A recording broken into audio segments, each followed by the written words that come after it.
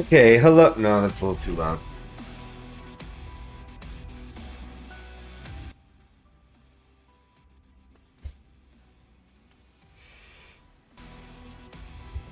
Don't love this. Not big on this. Let's try this.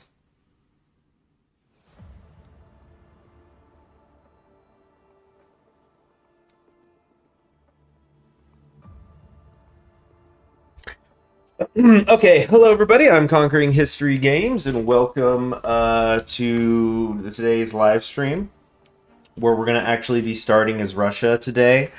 So the thing that I want to start today with, I guess, kind of like we did yesterday, we're just gonna talk for a while. I'm probably gonna give you guys like half an hour to, for people to come in, people to vote. So we'll start at the top of the hour, which from right now, let me check the clock. It's 27 minutes, yeah, from now ish. Um, and we'll do that. Wait, what's this button? Land warfare facility. Oh yeah, there's like all this new stuff too that I don't know. I don't know how much of this is Kaiserreich and how much of this is like a free version of new mechanics and stuff like that. But we'll do that, and we'll just chit chat in the meantime. Hope everybody is doing well, enjoying their Sunday, last Sunday of the year. Something I've been thinking a lot about in the last week, because we've been in winter, is how it's interesting that I live in a place that's hot, and when even though we're in the we're not in the depths of winter, but we're in the winter season for sure now. That I could go outside in sandals and shorts. Of course, it doesn't get hot, but it's different. And it's Sunday. Try to let more of the sun in. Yeah. So I hope hope the weather is okay wherever you're at, and that the sun is up. Depending on how far north you are, I don't know. I was because it is of course the Christmas season. I was reading Christmas Carol from Charles Dickens, and there's a line where the narrator is saying how like it's 3 o'clock and it was already dark. And the thing is, I know England. I mean, just look at the map. Although Hearts of Iron 4 map, it's not very accurate. I mean, it's mostly accurate, but there's an equator problem. The northern hemisphere is too big. It's not like unlike a real map. But anyway, I remember being in Dublin in January, and the sun goes down pretty early there, and so I was checking like, okay, what time does the sun go down in London, like around Christmas time? So I think I looked like London sunset time December 25th, right, for this year, and it was like, yeah, sun's already down before 4 o'clock. So accurate, the Christmas Carol. So yeah, if you're just like a little overcast and it's already, you know how like on an overcast day, you never hit noon, you never like it's already getting dark like 2 hours before it normally would get dark, stuff like that. Kind of was getting a little of that yesterday, because yeah, it can sometimes be a little bit. Oh, it's like the light is out, but the heat is not, or or there is light, but there's not heat, and you're not getting it directly either. How are you guys? What do you guys think about this? No. So I was thinking about how in like these kind of sport rock workout. I'm using no copyright music from Infraction, by the way.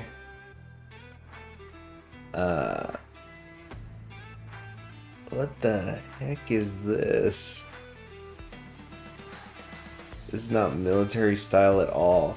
Anyway, I was thinking about how it's really common. You'll see streamers that have a looping, and we're talking like maybe 2 minutes, like a 2-minute background music loop. And of course, I mean, you shouldn't completely stress over it, but it's one of those things like, what is your background music? Because it can it sets the tone for your channel. When people think of you, they'll think of the music, and or when they hear the music elsewhere, they'll think of you. Um, but I mean, I guess all streamers stream for a really long time, but there's something I think about grand strategy, just the sheer potential thousands of hours that can go into it while there's not other noises, because it's not like a Call of Duty game or something where um maybe the yeah, I mean, the gun, you got to be listening for the gunfire, for the grenades and things like that, and with a grand, and the footsteps of where people are, you got to listen to the call outs of your teammates. So that's what your ears time is being occupied doing. But with a grand strategy game, there's nothing you have to really hear. Maybe if you're doing online multiplayer and one of your teammates is like using this, trying to do the ping. But if you're doing online, you're maybe all in a Discord or something, or you have some sort of way of messaging each other directly. So that doesn't seem particularly likely. So, like, I know I get a lot of music. I find more and more as I get older. Some of my favorite video games are ones where I can easily turn off music, and because then I spend like my video game time going, oh, I'm gonna listen to this album I want to listen to, or I'll listen to a podcast or whatever. So you need that in grand strategy. You need a decent amount of music going, but then there's copyright issues. But like, many of you may remember when I did the in the New Order, a truck commercial song. That's an interesting way to put it. Yeah, like when I did the New Order, and I did Olmskin, the Humanists, and had Shostakovich as my nation leader for most of that campaign, and so we listened to all of Shostakovich's symphonies. I think some of them more than once. I think we were listening to the second a lot, because the second is like 18 minutes long. That's why it's my understanding. Like, I've never seen Shostakovich's second or third symphony live, but it's my understanding that when an orchestra is booking themselves to play either one or the other, it's sort of like, well, let's just do them both, because second symphony is just it's like 15 to 20 minutes depending on how fast they're playing. So it's not you could just squeeze that in. Democratic Russia is by far the most interesting. I have seen a little bit of memery about the new Democratic Russia, but how like it's like no matter what you are, you're still like revanchist. But it was I saw a picture of the dude who just was like a useless geek going, excuse me, like they're these Eastern European countries, and they're going, excuse me, I was prepared for the Vzod to establish non-elected dictatorships or whatever. I don't remember the exact words, but then it's the dude with the Tommy gun, the and he's just going, start the free fucking elections, and it's like and it was like a focus, I guess, in the new tree here somewhere, that it forces your puppet into establishing democracies. I could try to find it. Jewel of Anti-Colonialism. Game topple government war goal against India. Damn, that's some serious clay that you'd be grabbing there. Shoot. Like, hey, if we're gonna do anything with Russia, which is of course one of the most crucial countries in any given Kaiserreich game, if not the most, it's not the most. I think the Germany France thing is always center, because it's like this is what's going to start the war. But no, Russia. I mean, Russia and France in this timeline, they each form a different version of what Germany was in ours. But yeah, heavily. I mean, yeah, it's like, it doesn't matter who's running Russia. You're heading west. Period. End of story. I mean, like Germany can technically declare war on France, but the main way that that ever happens is there's the, and actually I think because they redid Germany that it's gone now, but there was that that focus, which is essentially just for the AI, where it's like if it's 1941 and the war hasn't started yet, start it. You know, like if just for some reason it's been weird. So that's a backup plan from the devs. That's hardly lore, you know. Um, is it even possible for Russia to not go after Germany? I don't know. Now, those of you who've been around for a very long time may remember that Russia used to have a very, very flexible foreign policy tree where they maybe could join the Third International, they could, you know, form their own thing, they could join the Entente, but there was even a possibility for them to join the Kaiserreich, the Kaiserpact, which is like literally the one that every government is, you know, trying to defeat. And I don't know, they maybe I think did like a temporary patch where it was something like, oh, but then, you know, after the war, the land has to be ceded or something, and I think it was maybe going to piss off the other Middle Europeans or whatever. I think it was maybe one of those things, which, like, you know, there could be a timeline that makes sense, but like at that point you're getting so niche. But like, imagine all of Middle Europa just breaks away. Damn, I forgot. Finland starts in the Reichspakt. I mean, they always join it anyway, so I don't see why not. But I feel like that's new. Anyway, but like, because you know, Ukraine can break away, Poland can break away, etc., etc. Maybe it's something where if at least half the countries of Middle Europa break off, Germany can contact Russia and say, let's make an alliance and you can have this back. And it could create a really interesting scenario because now the bloodlands are going to get a whole lot bloodier because they're going to get squeezed. But I always will remember Russia could join the Reichspakt because I was doing a co-op campaign, which, like, I could, before anybody asks, there's no way I could do stuff like that now. I mean, it's scheduling can be just so difficult. But I was doing that co-op campaign with Mordred Viking. I was France, he was the Union of Britain, and we got pushed hard by Germany at first. We were mounting the comeback, and it felt like, I think one of us, maybe even we were saying something to the effect of like, "Oh, that's game, baby." You know, because we were pushing into Germany, and then we got the alert that Russia had joined the Reichspakt. And I think I shouted, I screamed, I wailed, just because I was like, who's in charge? And it was Savinkov. And I was just, fucking traitor! Yeah, like, not treasonous to me. I mean, he was Savinkov. He wasn't going to work with syndicalists, because I think they've made, I mean, we talked about that in the last stream, Savinkov. The public policies, the political policies of the nationalists kind of are vague. They honestly don't matter. But at the time, there was like a deeper anti-syndicalism current in that. So, so maybe you could kind of make the argument, oh, he's joining the anti-syndicalist alliance. But like, as Savinkov, do we want Belarus back? Or to establish the frickin' Fourth International, Third International, whatever international they are in this one. Ugh, I do not like this. Yeah, let's see here.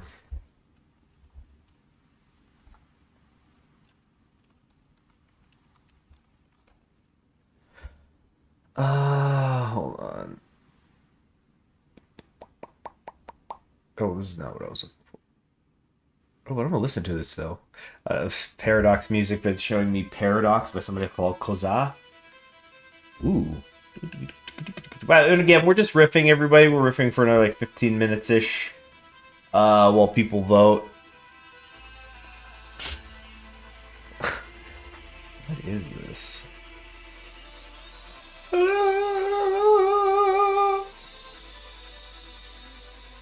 Let's get to the drop.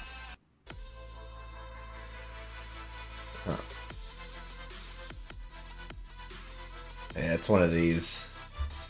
This is that, you know, that genre of, I mean, there's no singing here, but that I'm faded. Whoop, whoop, or something like that. It's just all clones of that. This feels a little too sci-fi. Oh, that reminds me, I need to make a list thing. So I'm actually doing something I haven't done in a while. I'm making some New Year's resolutions, although maybe resolutions is the wrong word. But more New Year's goals. What was the thing? Just, was there always that big ass lake in Kazakhstan? Yeah. What, the Aral Sea? Yeah. I mean, it's not as much there anymore. But yeah, that's always been there. So you have to like draw, because there ends up being like this western front and this one. Many more minutes and we'll get started. Anyway, let's go to some Paradox soundtracks here.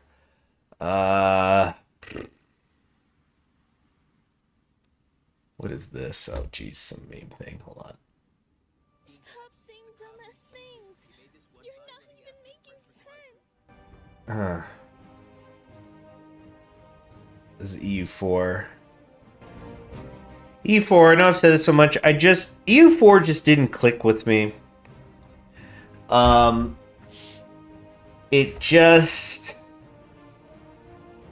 There was something that felt really clinical about EU4 to me. I think I need like Crusader Kings 2. It's got that role play. I mean, every Paradox game has a role play element, but Crusader Kings is more centrally role play because it affects your leader, which affects the country, your kingdom. You know, so it's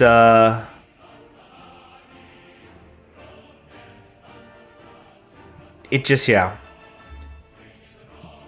And I was good at it. I mean, I played it enough that I could do the stuff, all the beginner stuff. Play Spain, make some colonies, defeat your enemies, form rivalries, etc. Go back to Pangea. I don't think it was there. Stop spreading misinformation. Yeah, hey, Curriculo.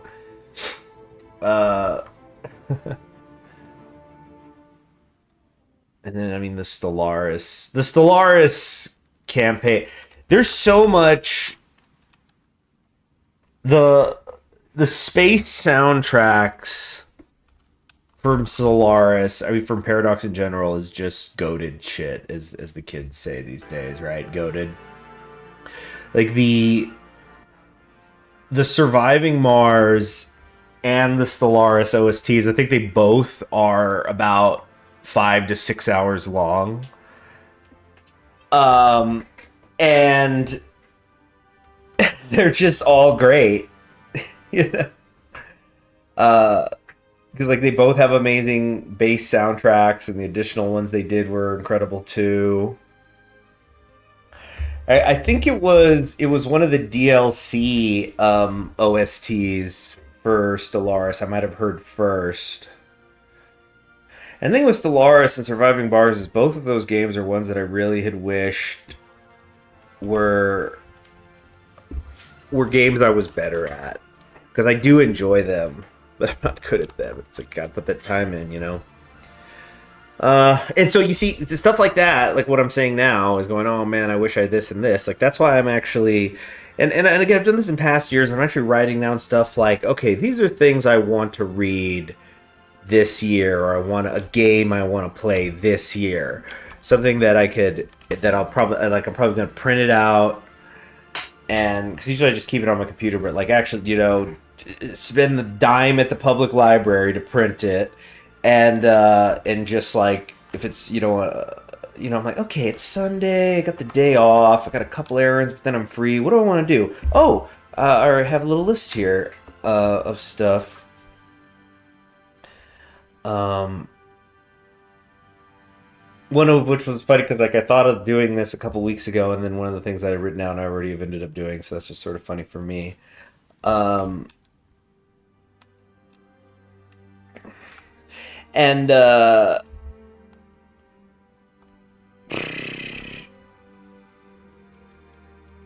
oh yeah, but what is better, Victoria 2 or 3?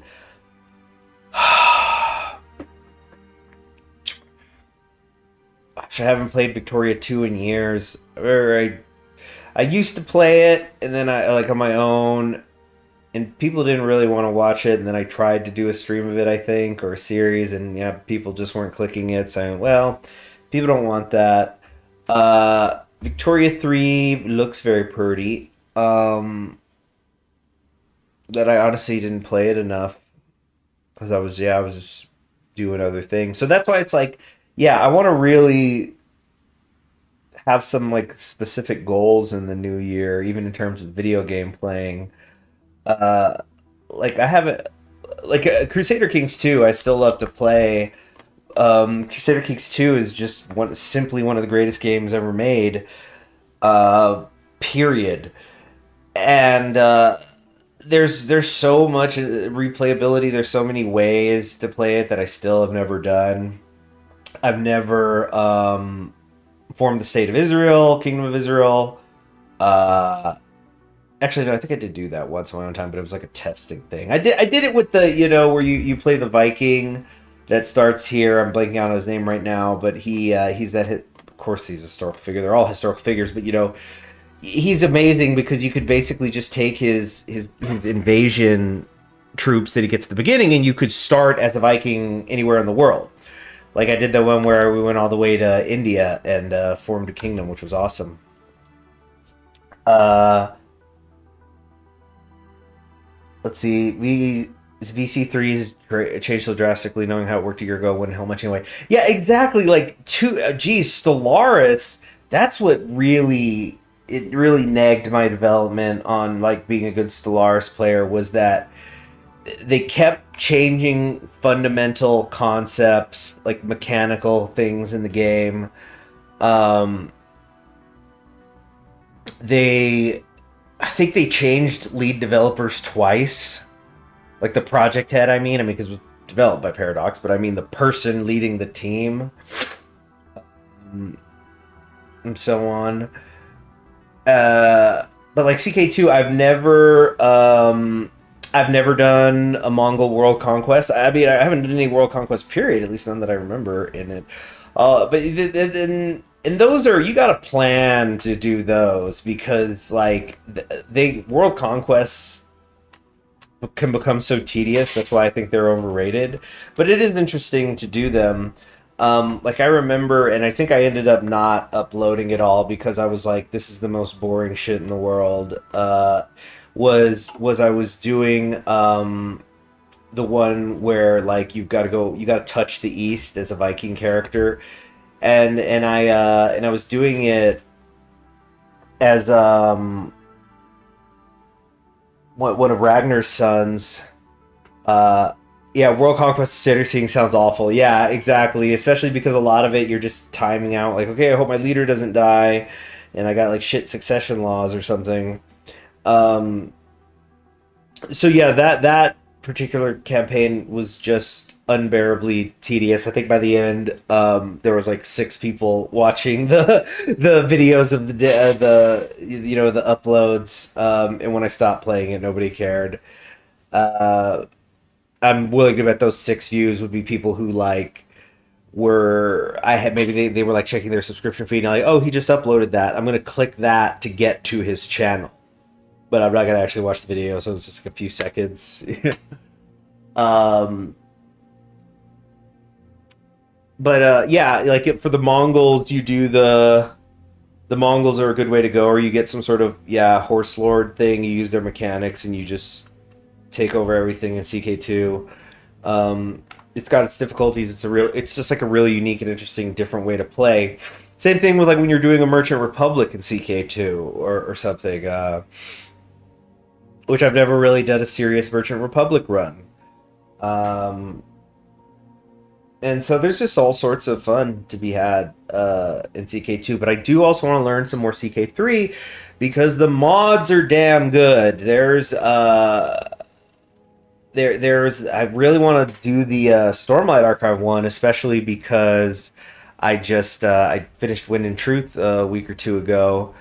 What day is it?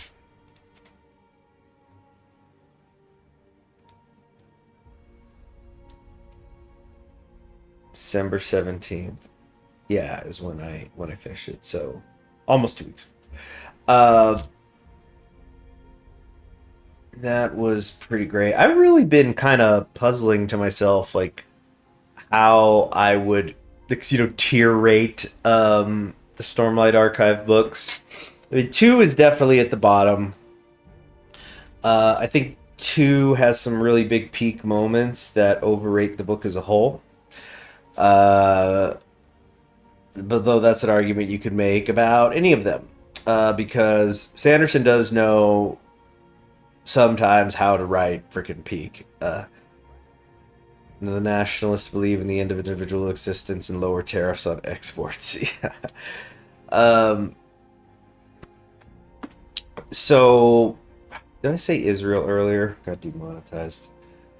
All right, a couple more minutes and of people voting, and we'll kind of get to it. Oh yeah, while we're waiting, I wanted to test out this. There's like a new thing on the chat. It's like, okay, it says goal. It says make super chat more fun with a goal. Set a goal to engage your audience in a new way. Once you pick your goal, celebrate with your community. Now, does it have to be super chats? Can you do this with like subscribers? Okay, so guys, I'm not asking anybody to super chat. I'm just testing how this shit works. So let's say I wanted to do 10 super chats. Choose super chats that count. You could say all colors. So let's say if I said all colors, could do a timer for 30 minutes to 3 hours. So this must be for like when there's like some particular event happening.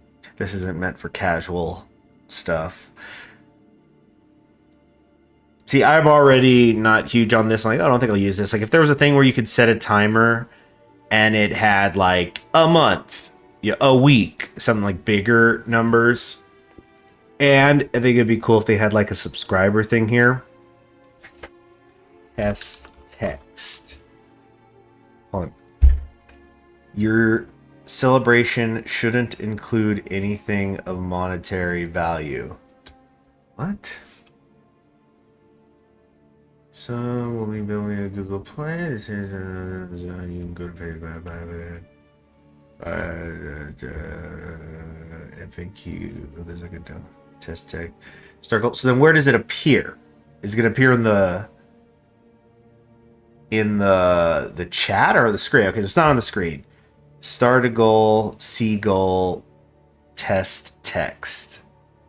Okay. So then how do I delete it now? Oh, shoot. Ah! Oh, I'm about to send myself a super chat. Oh, there's like a little slider thing now. Since when can you do 500 at a time? Oh, no. I could. Wait, what?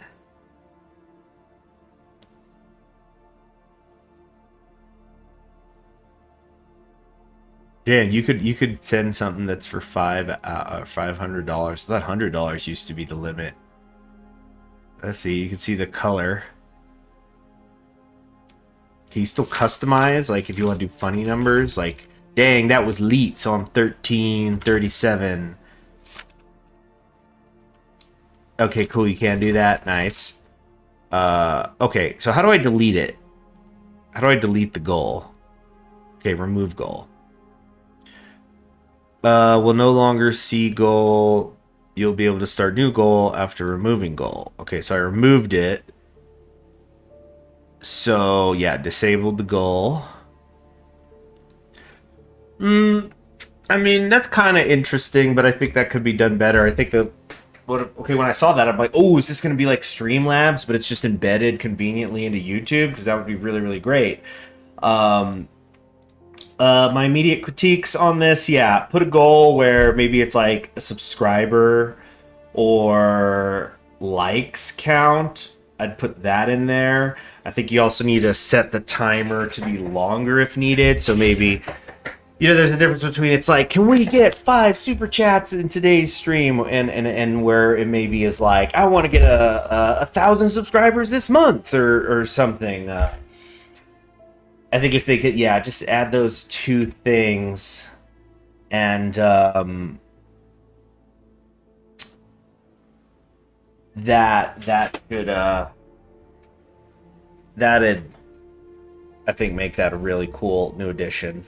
All right, so I think I have vamped enough. I am going to be back in just like 2 minutes though, because I need to grab some stuff.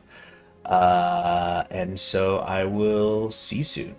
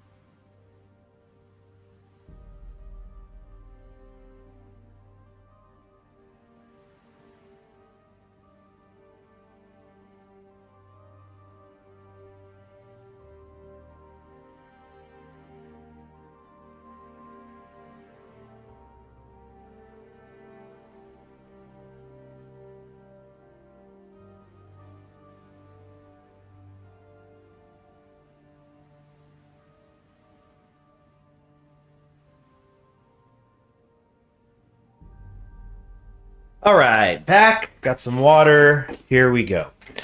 Let's end the poll. And the winner is Democracy Russia, 73%. Authority Russia, meaning Tsar is dictator, 26%. Red Russia, 0%. So, yeah, Red Russia sweep indeed, Lucky Plank.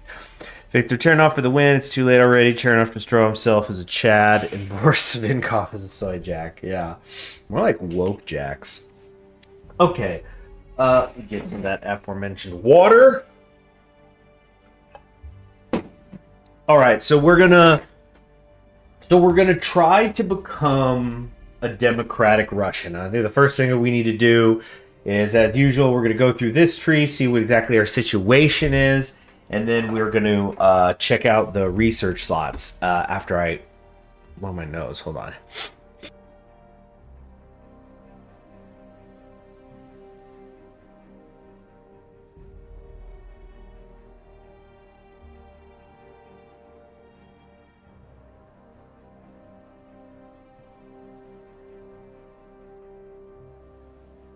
All right. So you always got to start here. Just open up that Russia tab, the country tab, and let's start figuring out what we got going on. So we're currently led by Boris Savinkov, Heroic Death, Beauty of New Dawn, etc. We know that stuff already. Our national spirits. We have an entrenched opposition, which is hurting our daily political power gains severely, minus 0.8 a day. President Savinkov's efforts to transform Russia have thoroughly been blocked by a weakening but powerful opposition, largely concentrated around one of the staunchest defenders of Russian democracy, Viktor Chernov. If the opposition is to be broken, the man leading it will have to be dealt with in some way. So we're going to aim for Viktor Chernov then, right? I guess let me pin that. Engage. Not a poll, not a Q&A thing. How do I just do? Yeah. We are aiming for Viktor Chernov. It's called...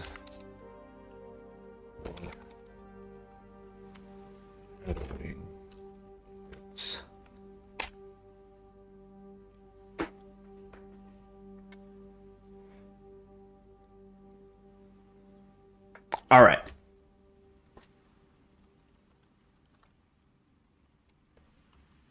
Hold on. I need to check something. Let me.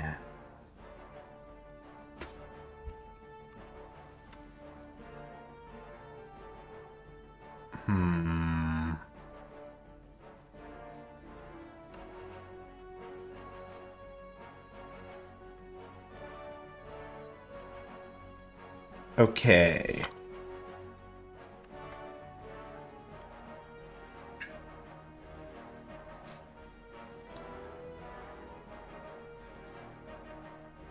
Okay. Okay.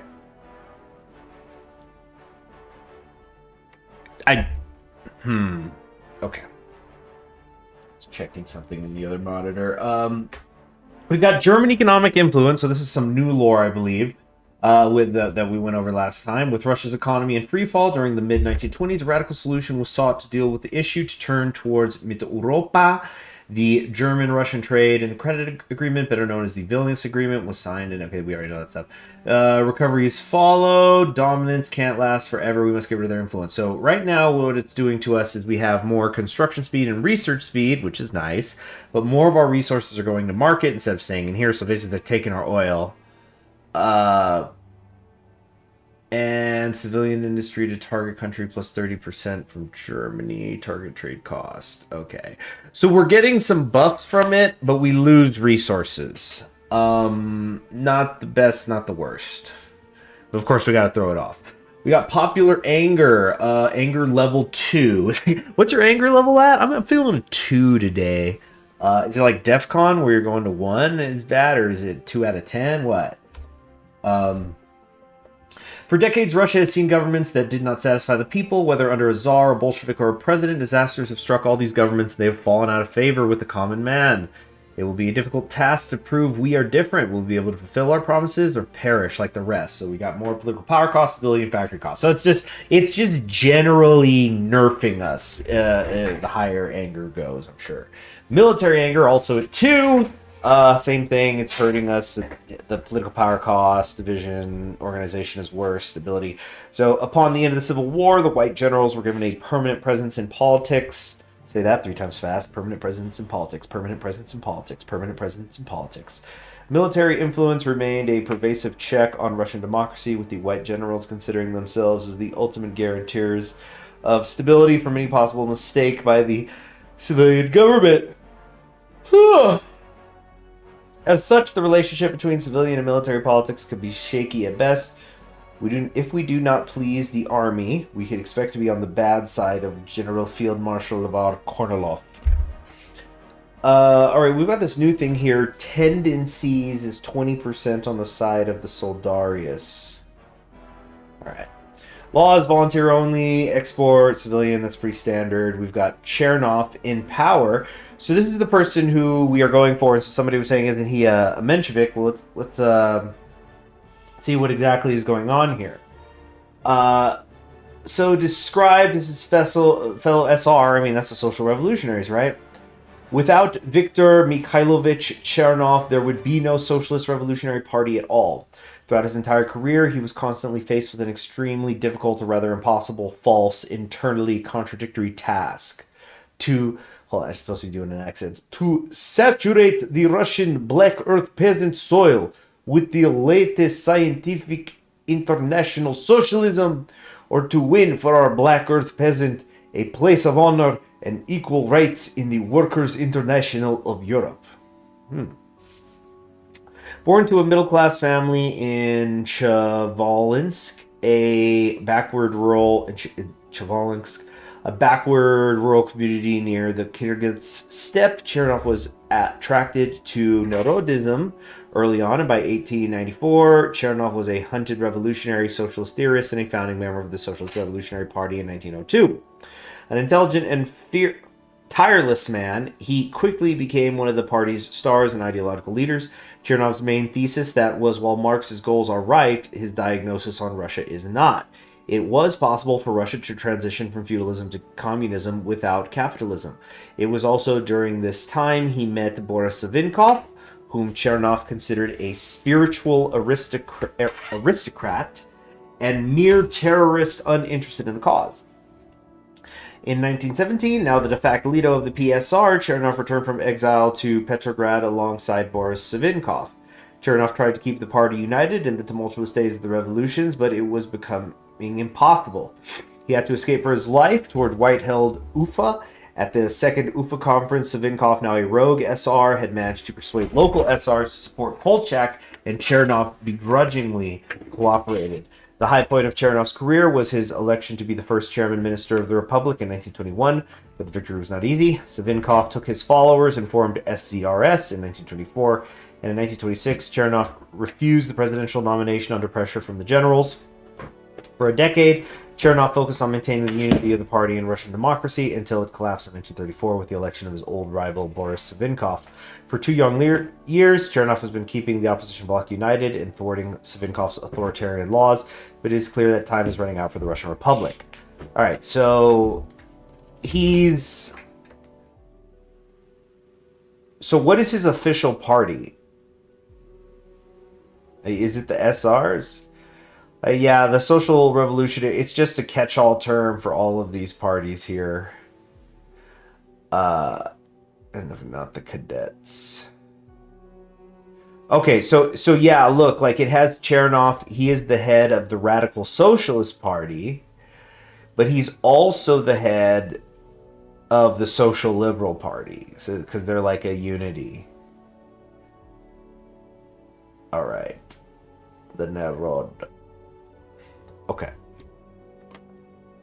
All right, now let's start looking at these alerts, research slots. That's pretty easy. Let's just do the usual. Start getting some economy things up and running. Engineering. Oh, whoa. Did they change this a little bit? What's this? Cavity magnetron. Once we complete a special product. Radar. What?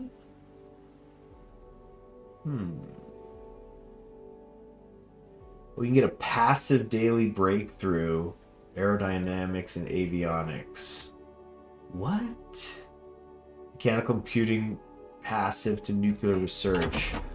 Oh shoot, nuclear research is going to become passive? Or what is that? I mean, obviously it means like, what, something's ticking even when it's not ticking, or what? So you just research this here. And then I guess you have to, it'll just fill itself in? What? CHG, do you consider yourself a Sigma male, Beta male, or a Chad? Being a Chad is a universal experience to both males and females. Oh yeah, it's like dude, right? I'm a dude, he's a dude, she's a dude, we're all dudes, hey. The Theta males, the Lambda males, the Megatron males. You got the, what about basketball males? The Phi Slamma Jamma males? Megatron males are the coolest one. You know what? There was actually I heard about a quiz like this. Actually, it was oh, and I'm on the sci-fi thing. Should I be doing this? Probably not. But it was Shiori and the other all those romance novel readers, Cecilia Emergreen. They brought up that some sort of quiz. You know how like there was all those quizzes all over the internet back in the day, because there used to be more than like 5 sites on the internet. But you could take a quiz on like you were like a something alpha, something beta, something. But it was like I mean all of these things are just like oh this is the astrology quiz, right? What was it called? Was it Archive of Our Own Quiz? This is an interesting track. It's one of the newer ones. Or this is like Ancient Relics, I think.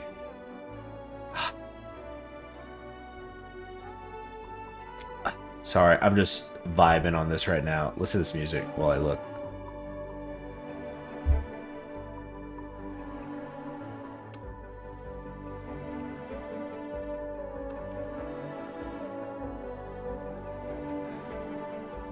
The Omegaverse quiz. That's what it's called. Okay. Okay. Let's take this for fun. Omegaverse quiz. After I do the rant. I mean, you guys know. Okay. Oh no, he's vamping. It's that means he's gonna spend more time with us. But let's see here. Okay. Well, anyway, I definitely am taking mechanical engineering. Or oops, no, but I don't want it to replace basic machine tools. I can do both. Yeah, here we go. Live in an age where electrical computers can only warm and light us, but they think and communicate. So, alright. Definitely gotta get those 3. You know, I'm always doing that. Maybe just grab a quick tank thing here, the basic armor protection. Okay. Okay. Let me see what I could do here about, doing this Omegaverse quiz. Let me see if I can actually stream it.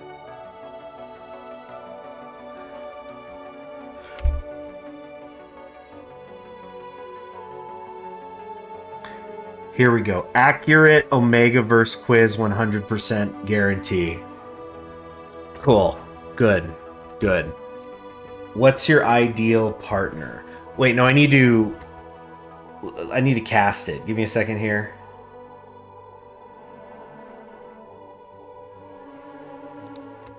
Okay, minimize that.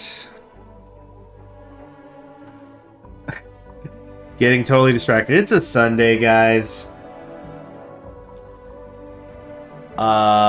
Okay, I need to do window capture.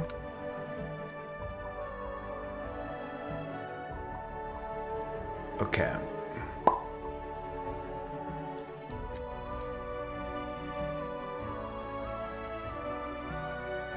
Alright, we're here. Hold on. Get my face in the corner.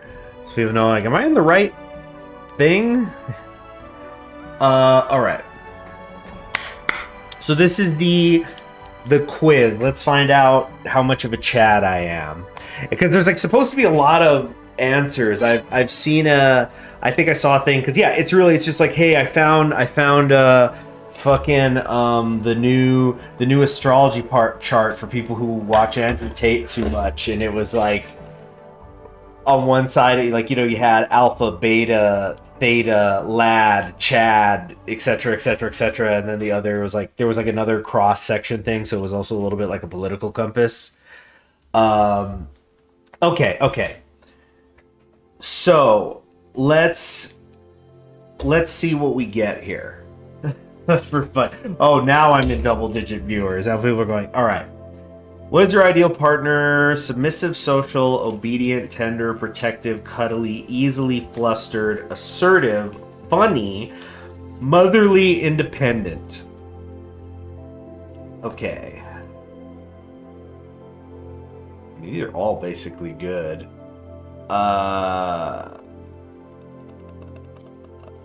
Obedience, damn. Let's see here.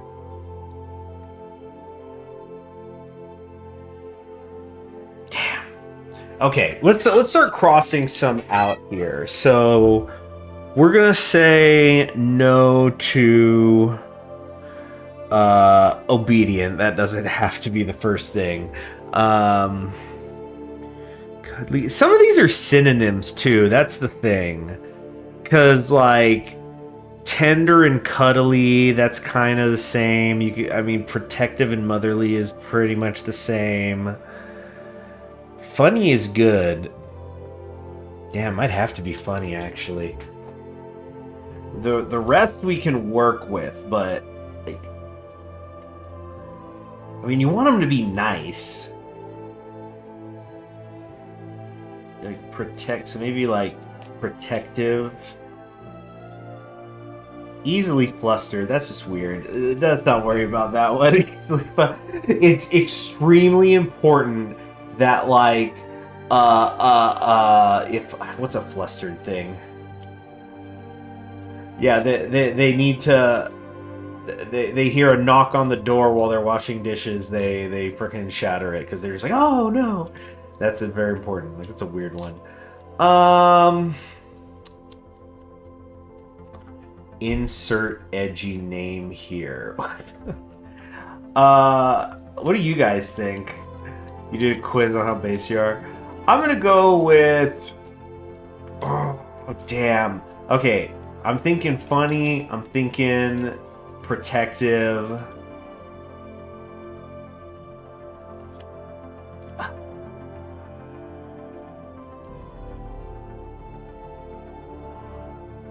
Alright, let's do protective. Funny though. Oh wait, you can pick more than one? Or wait, what? Oh no, it doesn't work that way. It's that's what you know. It should be like you pick 3. Anyway, this is an accurate quiz, so obviously they know what's going on. Let's go protective. Where would you go for first date? Your house, my house. Jeez. I wish you could take someone to somebody's house the first date, you know, genuinely just because it's like, I'm gonna cook better food than it's in the restaurant, so, you know, let's do that.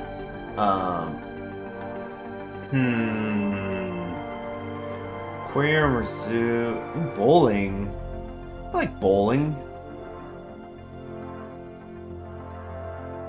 Like honestly, it's always you gotta choose based on them. You know, you get a sense of what they like, and you do that.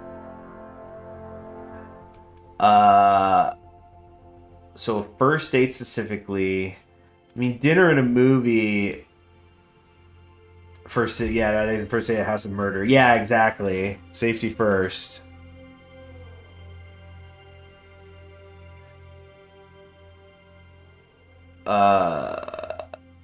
I wouldn't trust a chick either who said like, "Oh, for first date, we'll just go to my place." Like, okay, either you're a skank or you're gonna murder me. I don't like either of those options. What the hell is this down here? What is your Mexicanius placement? What is a Mexicanius? Mexicanius? Oh, I don't even know what that word is. Hold on. Mexicanus. Definition. Oh, Urban Dictionary. Artificial. Oh, it's just another one of these quizzes. But this one, it's accurate and 100% guaranteed. First date with my girlfriend was technically at her house. I mean, I'm not saying that you can't pick them up at their house, but it's like then you go do something. You're trying to work your way up to where she comes to your house or you go to theirs, and it's like once they have had your cooking the first time, then they're like, oh, fuck all that. Just, yeah, you cook. All right. Picnic dates are fun.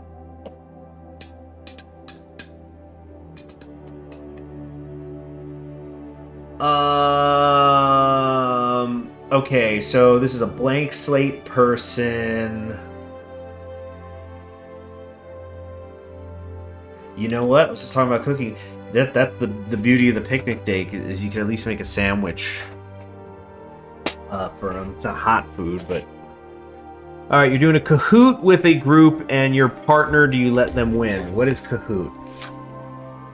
Kahoot.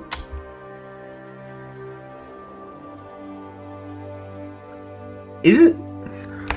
All right. Looking up Kahoot.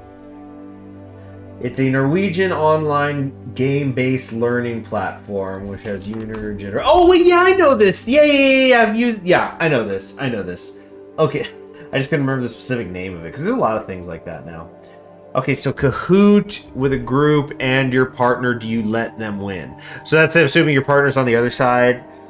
If it makes them happy, I will. No. Them winning is disrespectful to me. No. Do you let them win? Absolutely no. I'm an idiot. They win this way. No. I don't see why not. That's a strong no. That's a strong no for me. It's a game. I'm not gonna let them win, or they wouldn't want me to. You ask someone out on a date. Do you pay? Absolutely. If you're the person who asks, I think that's implicit. How do you spend your free time? I was talking about music. Yeah, usually I'm listening to music while I do something else, either whether it's video games or cleaning or whatever. Okay, spending time with friends in this scheduling economy. All right, when you play open world games, Minecraft, Terraria, and Ark, what do you enjoy? I've played Minecraft, not these other two. PvP. Take other people's stuff and funsies. Not resource hoarding. It's probably farming. Because, like, I remember I once made a huge Great Pyramid. Like, I was making a big building, and, it's not the building itself, it's getting all the resources together, which is different from hoarding. But it's like, you better like the farming, because that's what you're here to do. So, farming. Best question ever. What is your favorite color? Oh, and it's like my palettes. Fascinating. Oh, are those red lines showing up for you guys? No, never mind. They're not. A favorite color, natural colors, earthy brown. I like how there's an example too. Any cool color except for neons. Yeah, neons can be like, it's just burning your eyes after a while. Jewel tones. Ooh, I like this, although this kind of seems more like paint than jewel. Pastels. A friend showed me this funny video recently of like what somebody in the comments said it was pastel goth. This like, it was like a hyper, that thing that's been really in for the last few years, the hyper pop thing, and it was person just like decked out in pastels, and they had like a bright pink. I think it was an AR-15. I didn't look at it too closely. I think it was an AR-15. But like they've got like rainbow and Hello Kitty stickers on it or whatever. So this is making me think of that, and that was funny, and I enjoyed it. But that's not favorite. It's like, oh, it's interesting. Black, maybe with an accent color. No. Yeah, just so edgy. This has definitely got to be an edgy check thing. Neons, nah. Warm colors, The warm colors are nice, but these jewel tones look really good. Although, again, this kind of doesn't look like jewels. It looks rougher. This feel like the color thing here looks textured, and I kind of don't like how this one doesn't have an example picture of those things. Like the top third of this here should be a picture. Like here you get the storms, because if it's not the jewel tones, it might be cool colors, but I like a pop too. We'll do the jewel tones. All right, you find out your friends have a group chat excluding you. What do you do?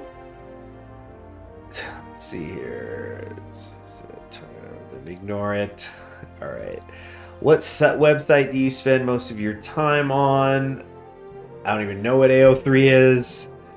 But don't use, probably YouTube. I listen to music via YouTube. So obviously I stream here. Not Spotify. I don't really use that. Discord, Reddit, Twitter, Facebook, Tumblr. I like how these are lumped together. Movies. Oh, so like, oh, well, I mean, movies. No, it's YouTube because I like to watch. Funnily enough, I watch movies through YouTube a lot. AO3 is a fanfic website. Oh, yeah. Archive of Our Own. Right. Yes. Now I know what that is. Okay. And these. I don't think I've been on Pinterest in my fucking life. Anyway, so YouTube. What kind of question is that? How's that gonna determine how Chadly you are or what? It's like, oh, this guy spends most of his time watching movies. Fucking cinephile Chad behavior. Ideals, superpower, mind control, invisibility, shapeshifter, healing, super strength, pyrokinesis, talk to animals, or immortality. Or time manipulation, damn. Oh, I mean, geez. Hint, the double one. But the immortality one, whenever I see it in a question like this, where is this the ideal power? It's a, you gotta understand, when you get immortality, it's also a curse. So you're getting a curse put on yourself. In the same way where if you had like usually, I guess maybe that would be mind control, but there's like, what do they call it, where you could read people's minds? That's another one, like, can you turn off reading people's minds? Because if you can't, you just got cursed. Teleport, yeah, teleport should be on here too. That's usually a pretty common one. Oh, is there a thing? Am I supposed to slide? Or, oh no, that's, oh, I guess this is like the bar, how deep into it you are. I was going, oh shoot, do we need to go back? I haven't been looking at options. 10 of 45? Am I reading that right? Okay, let's start doing this faster. Okay. So, yeah, and also what kind of immortality are you going to age? Can you choose when to age and regress? Do you need to get another body to swap your consciousness into? There's a whole lot that could go wrong with immortality. Okay, I don't, the invisibility thing, it's like, we get it. You want to peep in on girls in the locker room, dude. So not doing that. Healing's pretty good, but healing, and then that's the thing with all superpowers, it starts to become, why are you not healing right now? Why are you not healing right now if you're not doing it? Because it's like, if you had the power to heal with your touch, why are you not at the hospital just visiting people? They're like, hey, here's the terminal wing, you know, boom. And then, but it's like, it's got to use energy. Like, do you eat a lot? Are you like the Flash? If you've been healing all day long, you're just like eating because it's sucking the energy out of you. But I think it's definitely got to be time manipulation. That's, I mean, that's very broad, but like, does that mean, I think in any sense, whether that's move forward, backwards, slow down, speed up, that could all be really interesting, I think. Can you do localized time manipulation? And of course, that's also one that can go so wrong so easily. Don't ever fast forward. That's what I would do. I would not fast forward. It's like, that's the one thing that anybody who's seen the movie In Time should know that. Do you platonically flirt with your friends? Yes, no. It's not platonic anymore. I've been suffering for so long. God help me. Oh my gosh. Is this person okay?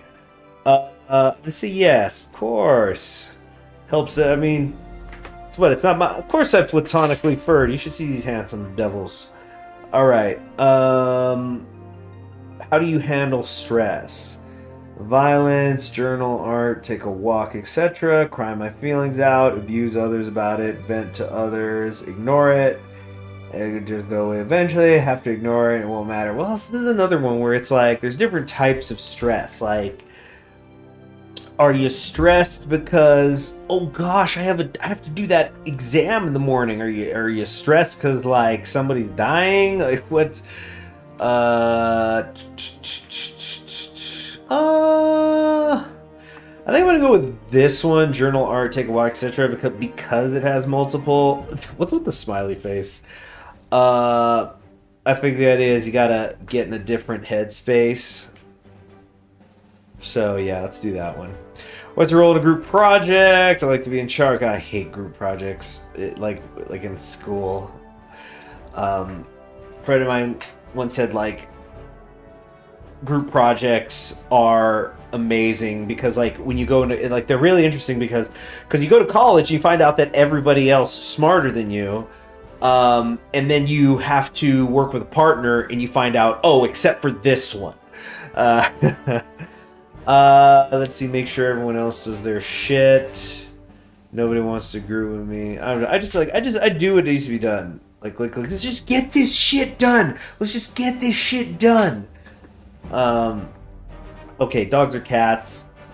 I don't have a problem with dogs, despite being a mailman, but I'll go with cats if I have to pick one. Let's see. You need to go out late at night to the store. It's pitch black, and the street lights are the only source of light. Okay, here's where it's like this. Some of these questions you can tell where they're checking the Chad level more than others. You need to go out late at night to go to the store. It's pitch black. I mean, it's like the Harry Potter quiz where it's essentially if you say you'd fight the troll, you get Gryffindor. I think it's weighted. It's just as long as you do that, you're in Gryffindor. The rest of it doesn't really matter. So, you need to go late at night to the store. It's pitch black and the street lights are the only source of light. What do you do? I simply won't go. Why the fuck am I going alone? I mean, the street lights are... So there is light. What? Phone a friend. I'm scared. Who needs foot hurry? Yes, I'm buff as fuck. Yeah, just a little dark, lol. Make someone else go. Wait till morning. I'm definitely doing the just a little dark, lol. And, yeah, I mean, I've never... No. Nothing to worry about. Just going to the store. So it's trafficked area, too? Come on. It's just a little dark. You're sitting in class and your teacher is being frustrating. How do you handle it? Complain to a friend. Confront them in class. Complain about it, but make sure the teacher hears. Okay. Yell at them and walk out way more dramatically than necessary. Talk to the teacher about it after class. Be passive-aggressive. Ignore it. Give them the benefit of the doubt. What does being frustrating mean? Because yeah, I'm usually on the teacher side of this, right? Teacher being frustrating. You know,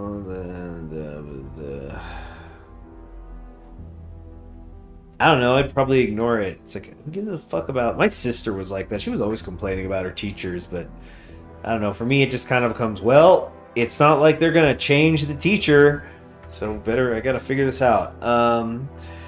What is your favorite emoticon? Okay, we got like kind of slant face, smiley face, big smiley face, horrified face, the ooh-woo face, the kind of, I don't know, up to no good with the eyebrows. How old is this? It says December, so I guess it's new, December 2023, or it's a year old now. I don't know, or maybe it's a repost or something. Because in the context of them hearing about it, it sounds like this is something that's been around for a while, so maybe it used to be on a different website and now it's here. Like, you know how Flash games migrate around? Okay, we got winky face, like a smiling crying face, sad crying face, emojis only, the angry frown face. Yeah, you give them noses, the little, I don't know, kind of a cat fit face, and sticky tongue out face. Damn, this is going to be very Zoomerish, but I think I'm going to have to go. I remember these things, but I think emojis only, because emojis are more flexible for shit posting. Because you could do not just faces, you could use fire and rockets and whatnot, so... Yeah, I think it's got a dang emojis only zoomer here. What country would you move to? Romania, winky face. Why the winky face on Romania? Probably whoever made this is... I think this means whoever made this quiz is Romanian. Yeah, the monocle with the eye. That's a great one. I like doing the one where, you know, the where he's like contemplating the emojis. Like just chin stroking, just you know, just like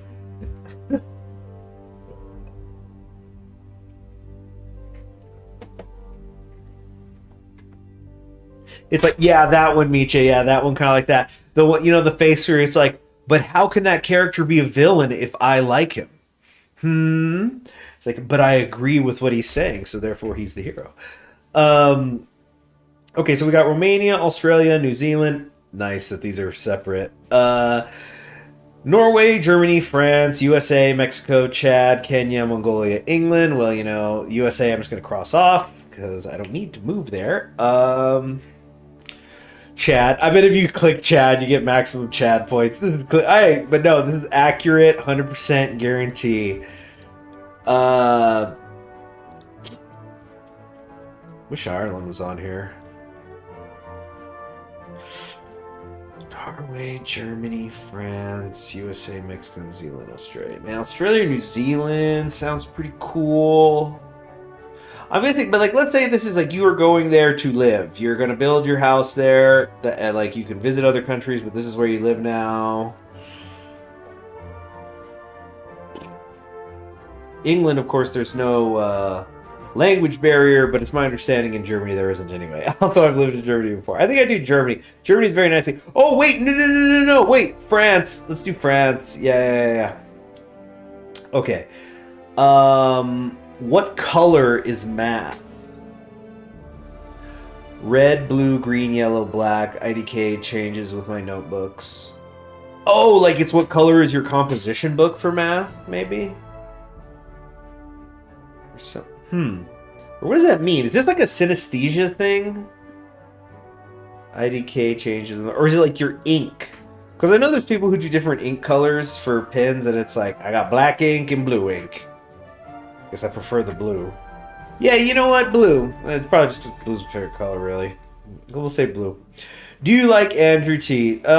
He's so cool. I think people could do what they want. No, what a piece of shit loser. Who is that? I wish I could say who is that, but unfortunately I hear far too much about him. I'm going to say what a piece of shit you loser, just because, gosh, he just brain rotted the crap out of so many high schoolers. I saw it up close and personal. So. What type of clothing do you wear most often? Hoodies all day, every day. Loose-fitting, flowy clothing. Very pastel, pretty clothing. Slutty as shit on God's green earth. I want to be the most fuckable bitch at the grocery store. Okay. Misogyny? What the hell does that mean? You're wearing your misogyny today. Yes, it brings out my eyes. Whatever I have and looks good. I wear something else when I was more confident. I do usually try to find any reason to wear a hoodie. Anytime I can wear a hoodie in a work environment, I take the chance.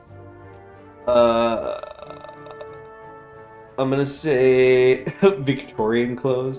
Oh, that's what misogyny is. It's Victorian clothing. What? Because of the corset? I don't know. That seems weird because the irony is I think if you own a corset today, you're probably much more likely to be an anti-misogynistic woman. You're, very active, feminine empowerment if you have a corset. So I guess that's the irony. You mean hoodies, yeah.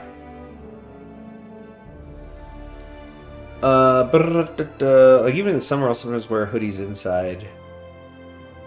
I often find I gotta wear hoodies when I go out too, because everybody else always has a cooler. So I guess I don't wear them often at home alone. But I don't know. Favorite trope? There was only one bed. Found family. Enemies to lovers. Bully to lover. That's a thing? Fuck that. I barely tolerate the thing with in Hajime no Ippo where his bully became a friend. But I've been, and plus that works though there. That's an acceptable. Okay. Miscommunication. Definitely don't like that. Omegaverse. What does that mean? Multiverse? Let me look that up. Omegaverse trope.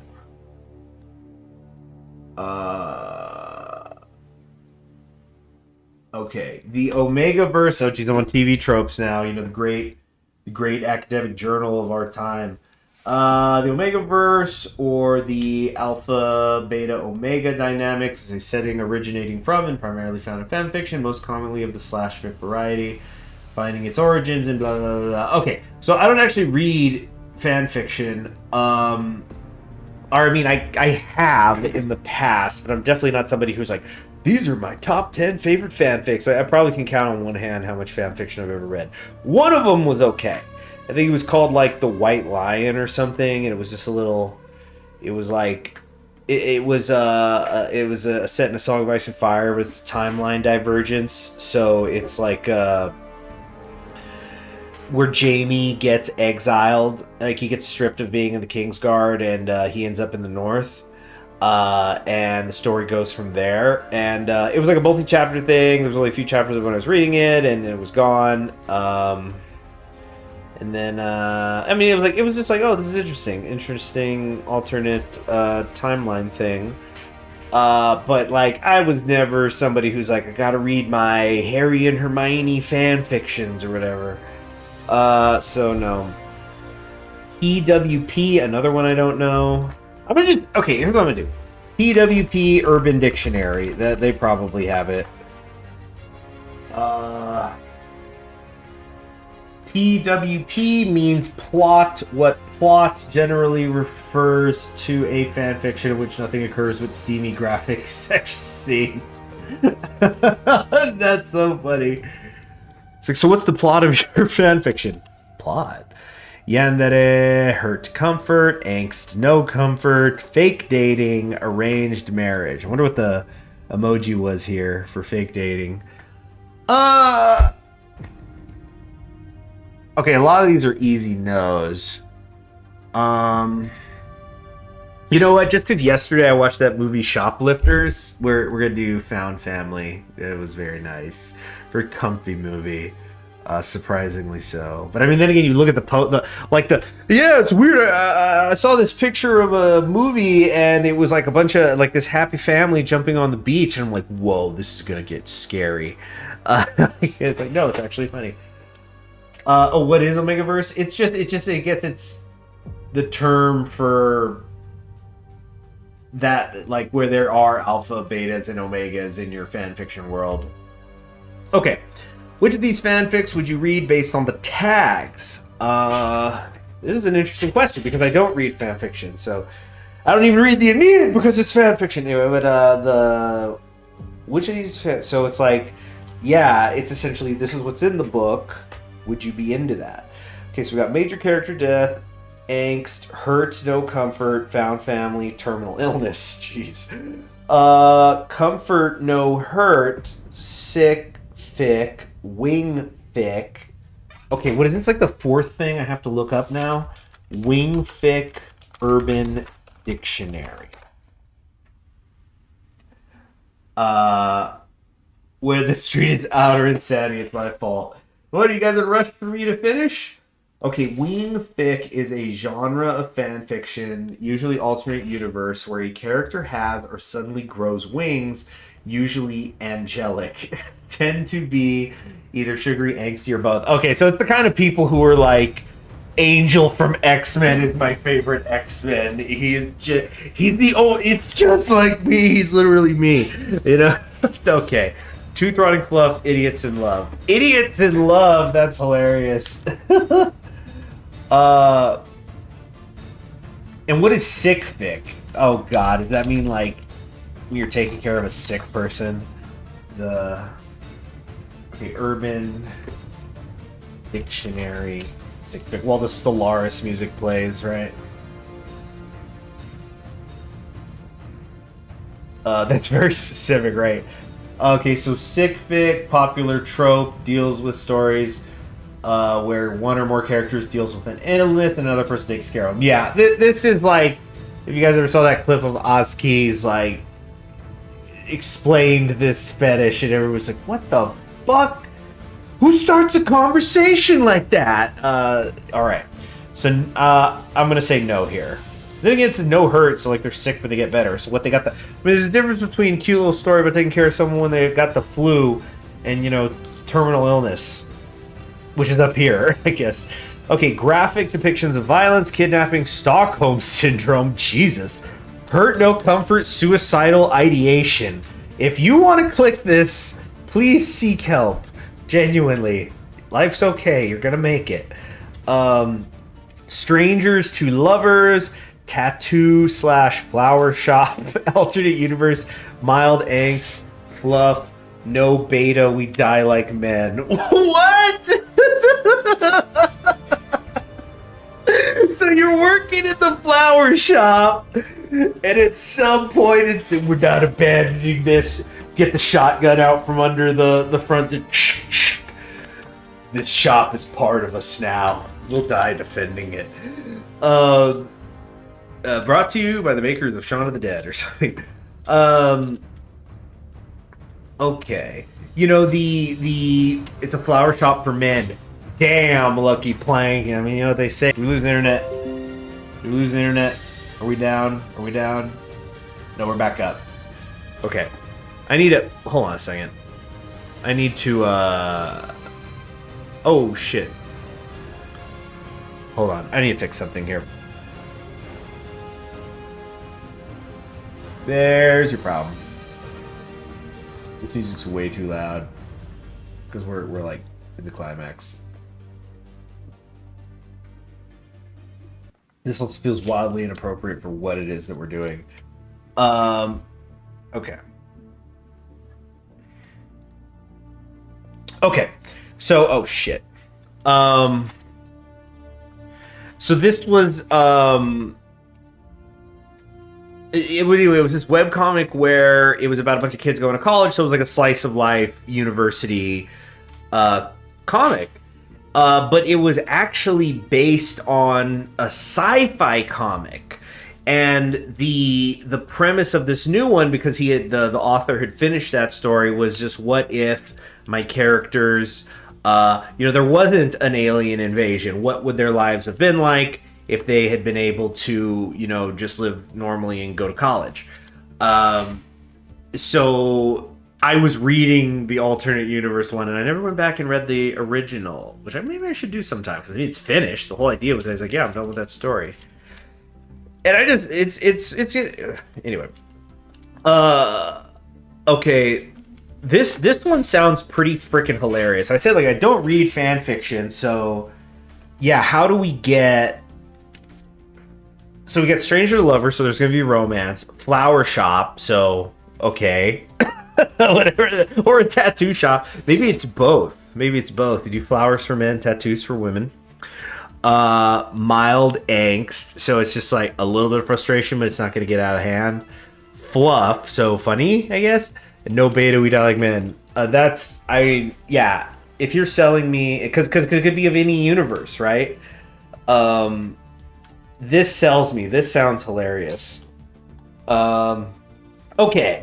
You're walking through a public space, see someone beating up an innocent person. It's just you three there at the moment, and the attacker looks to be more muscular than you. What do you do? Step in and get beat up immediately. Ignore it and walk past quickly. Step in and try to make the attacker back off. Try telling off the attacker and run when they come towards me. I join in. This beta cuck probably deserves it. Okay. Stand there indecisively and turn around. I mean, geez, an active beat up. Run when they come towards me. So much of it, I think this would honestly depend on if they were armed. I'm gonna take this middle path. Step in, try to make the attacker back off. What do you do? But I'm not gonna. I don't know. They're beating them up too. What do you do if you're sick and have a prior engagement? Again, how sick are we talking? It's just a cold. I'll live. I'm sure nobody will get sick. I go and feel guilty the whole time. Stay home and reschedule. Should be thanking me for getting my germs on them. Call it off.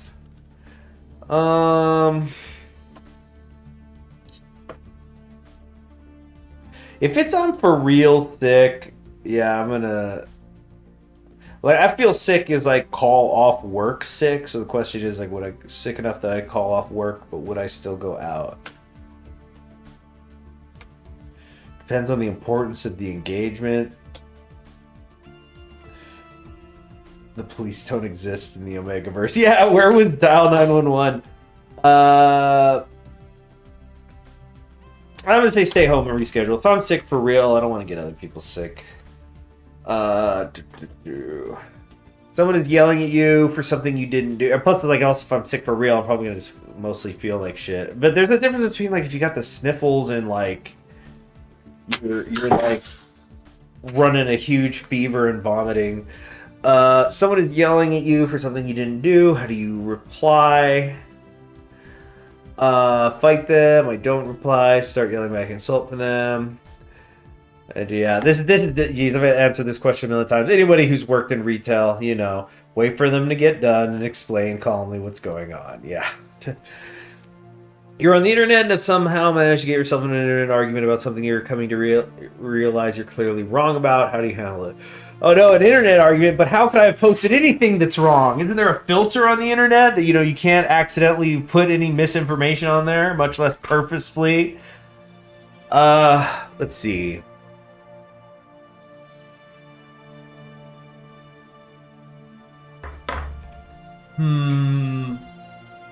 I would go, okay, block them, admit you were wrong and apologize, double down anyway, delete your original comments, and realize this is you and live in embarrassment for the rest of your life. I think that's known as the Twitter theorem.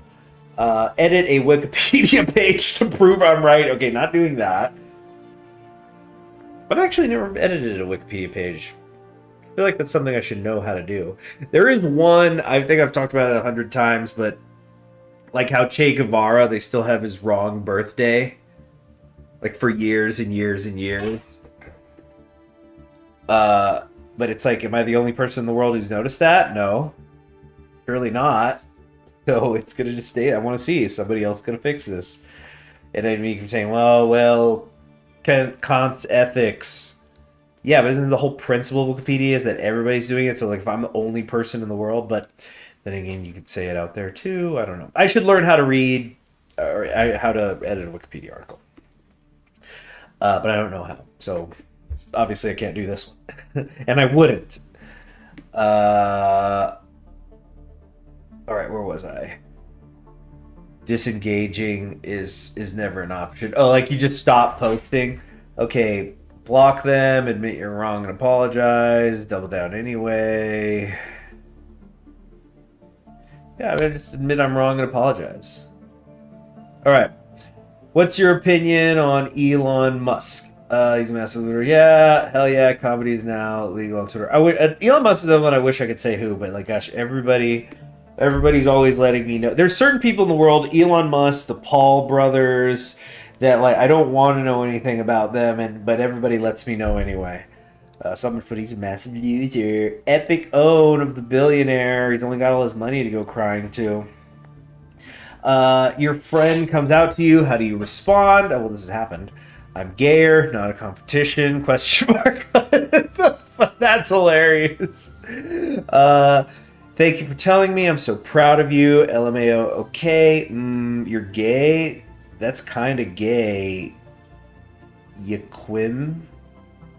You know what I mean. I think that's what I mean. I don't know if I'd be comfortable being friends with me. I already know. Dumbass. Affectionately.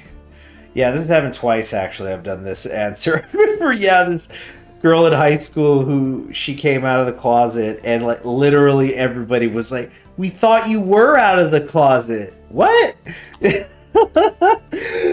Like, she needed to come out as straight. That would have gotten a response. She was very sweet. What's your favorite genre of television books? Oh, yep, boom. Historical fiction. It shouldn't be fiction at all, but I'm gonna count as historical fiction. Things like John Adams, Band of Brothers. Books. I read a lot of those classics. I read Dickens and Tolstoy, and a lot of that's historical fiction in its way.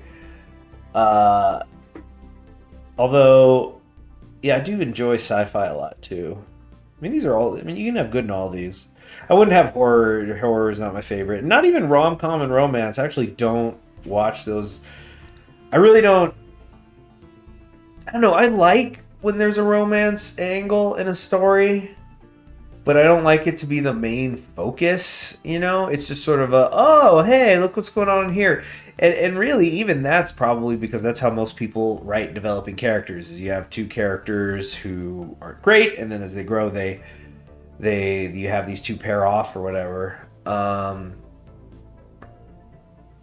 Which is why, like, a lot of times people complain about bad romances, or they're just talking about like two shittily developed characters as well. So yeah, I think it's got to be historical fiction. It's like War and Peace, historical fiction. You're stranded on an island and can only bring one thing. What would that be? A lighter, a phone, a book, a musical instrument, a gun, or a Swiss Army knife? Teddy Roosevelt meeting his wife. Historic fiction. Ooh, which one? That would so work, though, because he had the... I mean, it's my understanding... You know, he was going to marry the childhood friend, and then it went bad. So then he married, like, an upper-class girl, right? Someone out of his league. But then she dies tragically. Like, what was a few years ago, there was that crazy-ass manga and anime that has the opening song where they're playing on the piano, and, like, the theme song's like ba ba ba ba da da da da da da da da da da da da, and yeah, bring a gun to the island. Oh, geez, I don't know what to hunt with, right? But it was like super trashy. It was the one where the premise is you start with this guy just slept with a woman, and then he finds out that his dad is getting married and he's gonna have step siblings, and one of the step siblings is the woman he just slept with, and also somehow neither of them knew that their parents were dating each other to the point where their parents were getting married, and they were surprised by it. What the fuck? Meaning, like, they didn't even know their parents were dating or whatever the hell. I mean, yeah, that was the whole thing. That it was like soap opera trash, right? It's a fucking dumpster fire that you can't look away from. But I never like read the manga on that. I only had heard about the show, but it's my understanding that at the end there was a thing where he does like I think he impregnates one but marries the other or something. Or there was like a thing, and then one of them went into one of them got hurt when, yeah, it was like she went into a coma, and then he married her while she was in the coma. I don't know. Yeah, Dad, break up with your girlfriend so I can hook up with your daughter. But you already hooked up with the daughter. And then also, the older sister was his teacher? Or something, you know? Or like, was she his teacher? Or I don't know. Like I said, I got spoiled on tons of it, so I didn't. That's why I ended up, when I decided I want to watch a trashy anime, I ended up watching Euro manga, which was horrid in its own ways. So if you were stranded on an island, can only bring one thing. I mean, the Swiss Army knife seems practical, but it's going to have diminishing returns, I feel. It's really good at the start.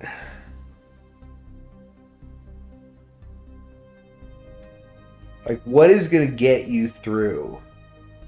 A lighter? I mean, you could start a fire without a lighter. It'd be harder on an island with things being wet, but it's possible. You could certainly dry some stuff. A book's good, but it's just one book. I think a musical instrument, actually. Something to, you need something to entertain yourself besides the survival, I think. You stumble upon a dead bug after only 32. I'll try to pick this up, guys. How long have I been doing this? We're just on lazy Sunday streaming, you know, and the numbers aren't going really up or down, so it's like nobody's complaining, so we'll keep going. We're in too deep. We got to see what my results will be. You stumble upon a dead body laid on the side of the road. A quick glance around tells you you're alone. What do you do? Panic, call the cops and report it, hide the body myself, leave it there, it's not my problem, call a friend, tell them I'd call the cops and report it. This actually has happened, yeah. Which aesthetic do you vibe with most? Y2K-esque? What the Spice Girls fuck is this? Hell no. Cyberpunk, not the game. Scene, emo, punk, goth, grunge, etc. No, I do not dress like that. Women who do. It turns out attractive women. Look. Oh, Nirvana? Hell no, we're definitely not going in there. Solar punk? I don't really know that aesthetic. It's interesting. Preppy? Oh yes, where's my... Oh my gosh, how much shit is there? Oh yes, I need to have my sweater wrapped around my neck like some sort of oversized ascot. Crow core, gremlin core, no idea what that is. I'm seeing like bones and buttons and I don't know. Dark Academia. Say it doesn't show anything there, but I'm guessing that's like, I don't know. The Dark Academia. It's either the black. Oh, I am not a Nirvana guy at all. I think they're horrifically overrated, overhyped, over. I just, yeah, not a fan. So Dark Academia. I think of Dark Academia, of course, glasses, duh, because your glasses means you're literate. The jet black, really puffy turtleneck sweater, or it's the pseudo Victorian, like you got a waistcoat on. You're always wearing a waistcoat. That's what I'm imagining is the Dark Academia. Monochromatic, no. Have you guys ever seen the news story about the woman who's just like, she just wears all green? She's just green head to toe every day. And there was like a news story, and she's just, I like the color green, so I wear it. You know, it's like slow news day, huh? Cottage core. I've seen a lot of funny jokes about like, why did cottage core get politicized? As if we all don't want to live out in the countryside, a cottage, you know, have a nice whatever. Kawaii. Oh, geez, there's that pastel goth, right? Void punk glitch core. No, I'm not human. I'm a okay, definitely not. Oh man, this is some transhumanism shit. This was like, damn. I was like, this was years ago, and I don't remember the setup. But I was talking with some people when transhumanism came up, and then I made a joke like, you don't like trans people, I don't like trans humans, we are not the same. And it was the joke that because like trans meaning like gender, but also trans, the people who were like, oh yeah, as soon as I can get the robot arm, I'm chopping one off. You know, Hobbit core. Yeah, cottage core, you mean the Shire? Who the fuck doesn't want to live in the Shire? Why is this like a political thing? Or like we want to talk about, yeah, the ethics of cottagecore aesthetics or whatever. But anyway, I remember the trans thing, and then one of my friends was like, thought I was being offensive, and I was like, no, and I was like trying to explain it. I'm like, okay, not worth the drink of water. Minimalism, no, not minimalism. Okay, so not minimalism, not glitch core, not kawaii, not monochromatic, Dark Academia, definitely like. Dark Academia is you just dressed up. Have cabin in the woods, try it for a week, was not amused by the wilds. So anyway, I don't know what solar punk is. This kind of looks cool though. So what it's like retro futurism, but you have a tree on your roof. I like that. One of the things I hate that happens more and more in my town is people getting rid of their lawns and they just put the rocks out. Just get a little greenery in there. I'm really looking forward to spring. I'm going to be redoing my yard. Trying to make things nicer. I'm doing cottagecore. Let's do the cottagecore. AKA the Shire. What are you most afraid of? Rejection, abandonment, betrayal, loneliness, spiders, clowns, heights, a specific person, the law, death, and its inevitability. Cyberpunk, Solarpunk is cyberpunk but wholesome. Oh yeah, it's like cyberpunk, but everybody's not addicted to like digital drugs. Man, I had a my first cousin once removed, was seeing him during the holidays, and he was hitting a freaking pin, you know, one of them nicotine pin things. But it's just like, why don't you just smoke a cigarette? But I was just. Yeah, just the digital. We're just moving towards the cyberpunk and the freaking the bar and in the A New Hope Star Wars. You know, like want to hit this death stick, man, and anybody who you know uses organic vices like drinking, right? It's look at you with your little stinky beer. It's as a friend of mine once put it. It's like how imagine you met somebody today in the year 2024 who's like recreationally doing opium. You know, like this is a Hong Kong den in 1892 or whatever. That's how I feel I will be looked at as I get older and drink beer. Is so death.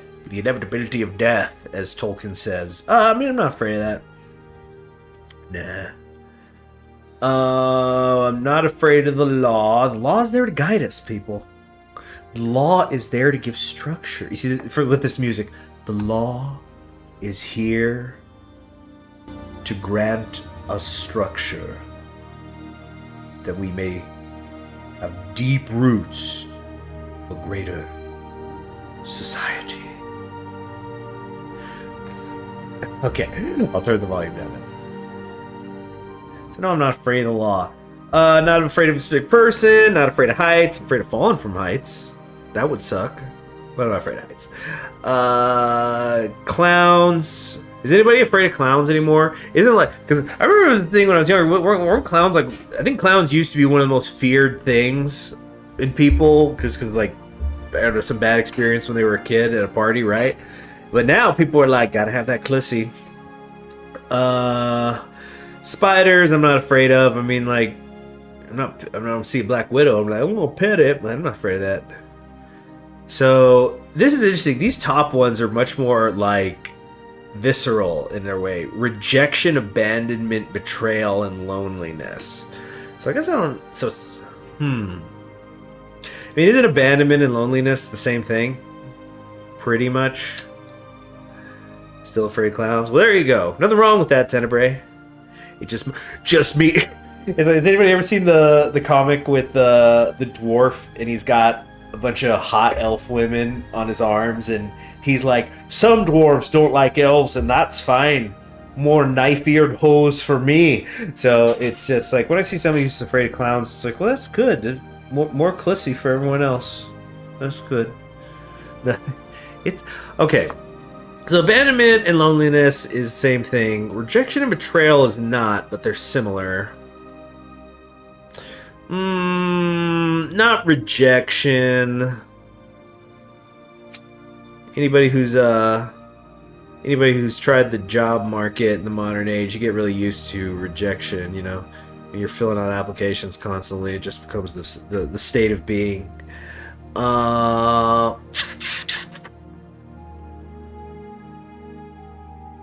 Need abandonment, loneliness. You can find ways to cope with that. I think it's gonna have to be betrayal. You know, that's the problem. What was that thing? You know, drags on a cigarette. That's the problem with betrayal. It never comes from an enemy. Yeah. So we'll go betrayal. What time of day do you like the most? Oh, that's tough. I am a morning person. I've never had real trouble getting up in the morning, but is it my favorite time of day? Night is nice. That's like the thing with the morning is the morning's nice when it's not associated with gotta run to work. Like when you got an afternoon job, but if I'm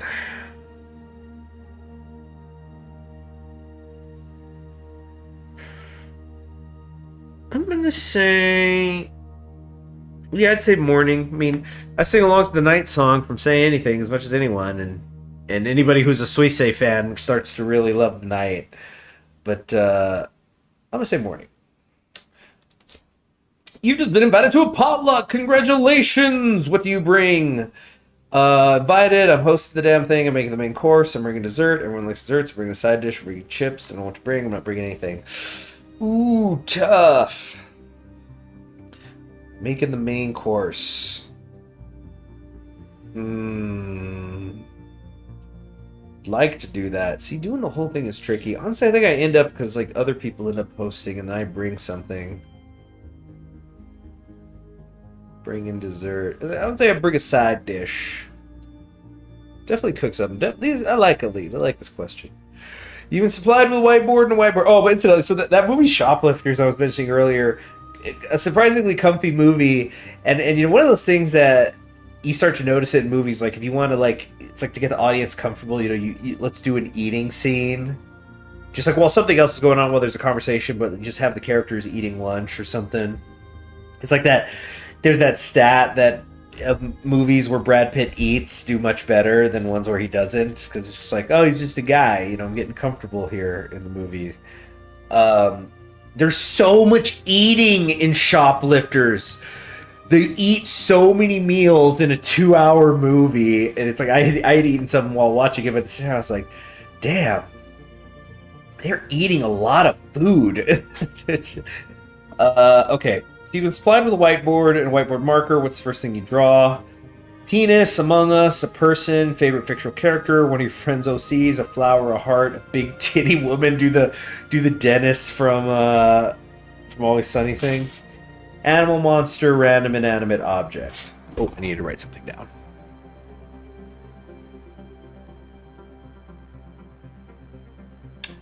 Well, I don't really draw very well. Yeah, I'll do a person.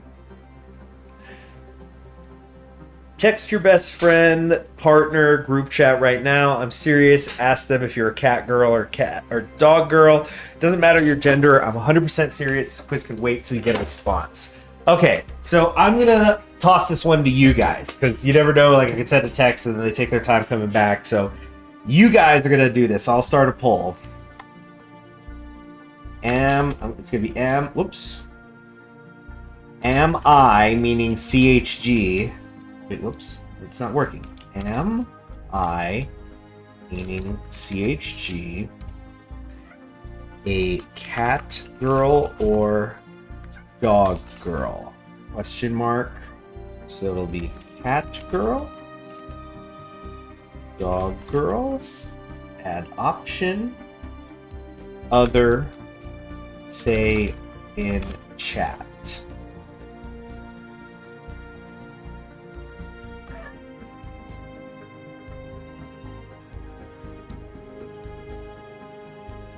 Let's see here. I just realized I should have put cat boy or cat girl. I put girl because I was dumb. Well. Anyway, I guess this is a good time for a bathroom break. You guys vote.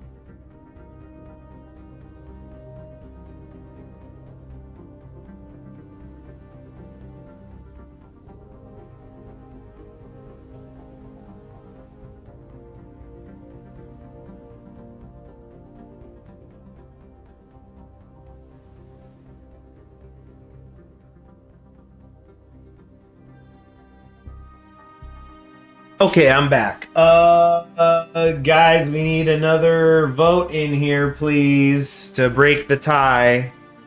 Or wait, no, there isn't a tie. Okay. Yeah, no, we'll just end it there. Okay, a cat girl. Corona in September saying Corona instead of Okayu. Yeah, I don't think I got Okayu energy. Which of these images resonates with you the most? Okay.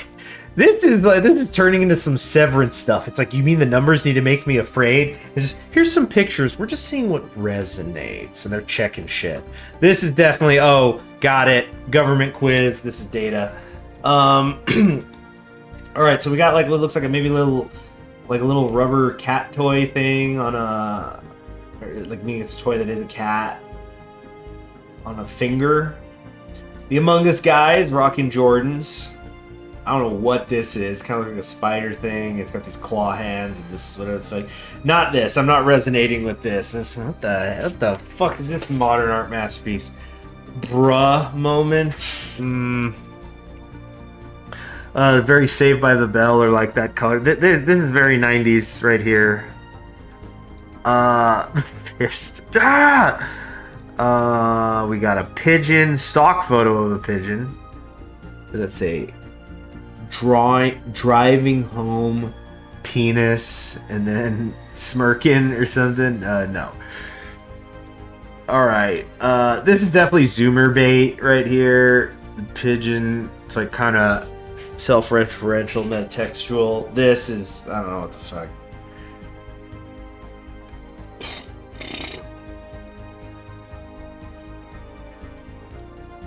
I don't know. The bro moment doesn't feel right. I'm not loving this. Like, I thought the word penis lap.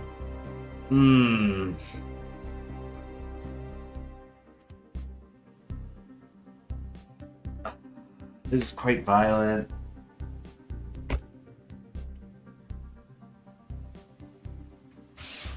I am liking this. The longer I look at it.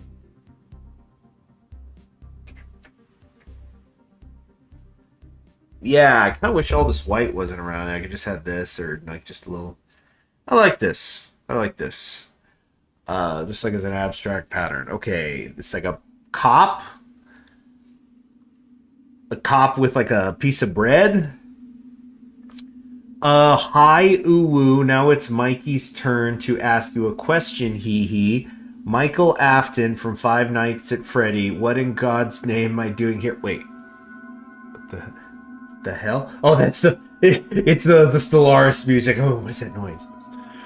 Where am I? Come on, Mikey Wikey. Ask the reader a question. Wait, why? Back off, Mike! Arthur Chan is mine! Grr, Arthur Chan is clearly a pasta like me. Tiki Toby. Guys, it's like back in 2015. I like wafflesy. Oh, God, this is like some Five Nights at Freddy pilled people. I'm not gonna know this. I don't. Author Chan, don't mind them. They're kind of silly, XD. Do you like me? Oh, whoa. Girl, what the fuck? Not anymore. I'm unfollowing you on Tumblr.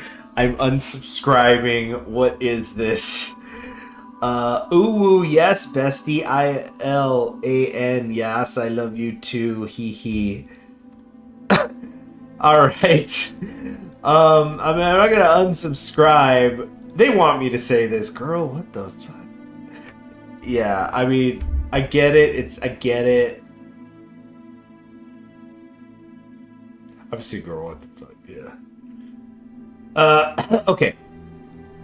Wow, we're at question 41 now. Really hitting big numbers here. Tell me, dear test taker, how are you feeling right now taking this quiz? This will affect your results.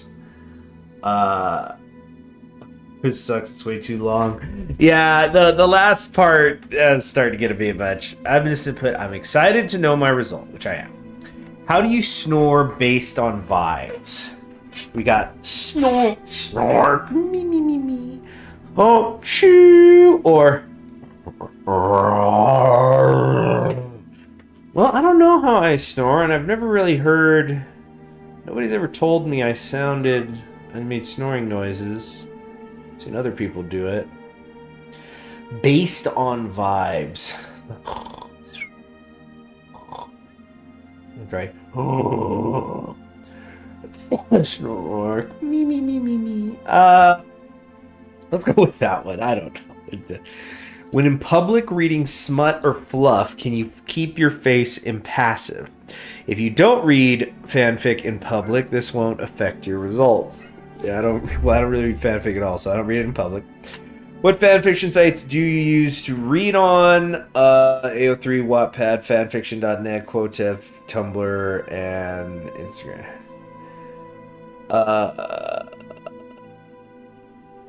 I don't know.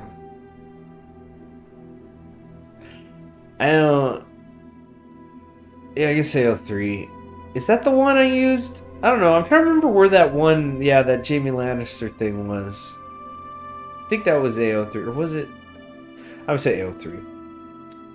What's your favorite animal? Dog slash wolf. Yeah, like, we gotta fuse those people. Cat, bird, cow, fox, rat, possum, raccoon, monkey, lion, fish, snakes, dinosaurs, sheep, goats, tigers, cheetahs. Ooh, a lot of good ones. A lot of good ones there. Good shit. I like how lion's on its own, all the other big cats, the tigers, cheetahs, all that shit. Put that over there. Rat, possum, raccoon. Oh, it's gotta be cat. It's gotta be cat. It's the one I own, right, Caesar? Say meow. Say meow. Oh, the quiz is over. Independent Omega. Congratulations. See, I don't know what an Omega is. Congratulations, test taker. You've been diagnosed with independent Omega. Now you may be thinking, what the hell? Aren't Omegas supposed to be needy and clingy? And you would be right. Are they? But an independent Omega, while displaying many Omega traits, is fully comfortable without the presence of an Alpha. You tend to try and tackle issues by yourself, having more confidence in your abilities than a submissive Omega. However, you still desire for someone to sweep you off your feet and fix everything, but your realism suggests that may never happen. You aren't totally averse to having an alpha, but you prefer working on things by yourself before relying on someone. Also, should you ever choose to follow the path of romance, you would be more equal to your alpha partner instead of the traditional reliant Omega.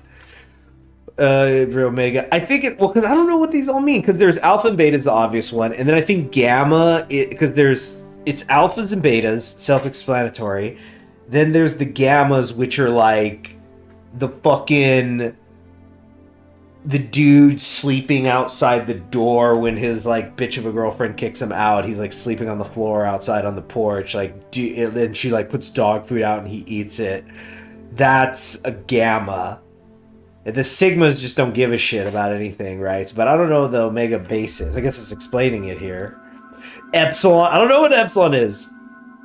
You would be qualified for blue collar jobs like a plumber or electrician. Well, I don't like to brag about it much, but I do have a forklifting license. As an independent Omega, you're most compatible with a submissive Alpha, a caring Beta, an aggressive Omega, and a soft Alpha. Okay, oh, and here's my answers. Total results. So I guess there's like a point system thing. So, no, now I'm confused. Because it says my answers were mostly independent Omega, followed by caring Beta, Stoic Omega. But then I look over here and it says the total is submissive Omega, Stoic Omega, and then caring Beta is way down here. So, like, does that mean different questions were weighed differently? And the Omega versus Beta is neutral. What? I'm sorry, and then just right here I see what pussy you got.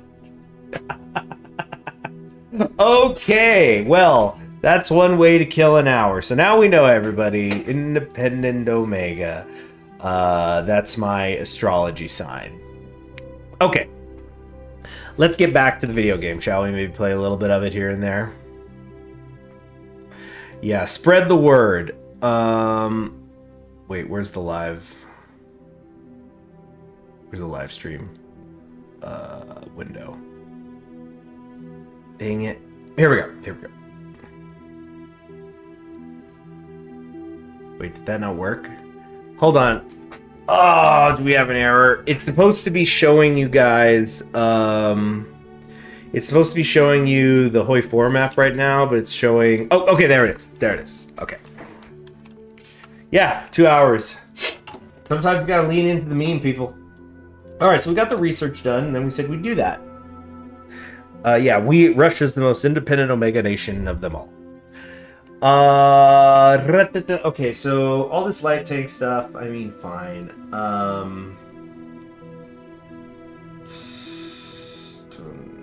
Not gonna be making interwar bombers. Let's get rid of the Navy stuff. Okay, we got towed anti-air. Love to see that. Civvy trains are already going. Support equipment. Okay, looks like we have a little bit of everything here, which is good. Let's get trucks up a little bit. That lack of rubber is going to hurt a bit for a while. Max out artillery mostly, or... Alright. Is Russia a tsundere or a kudere? Yeah, I think it's a kudere. I know. Russia gives me yandere vibes. Free civilian factories. We're just gonna do some infrastructure here.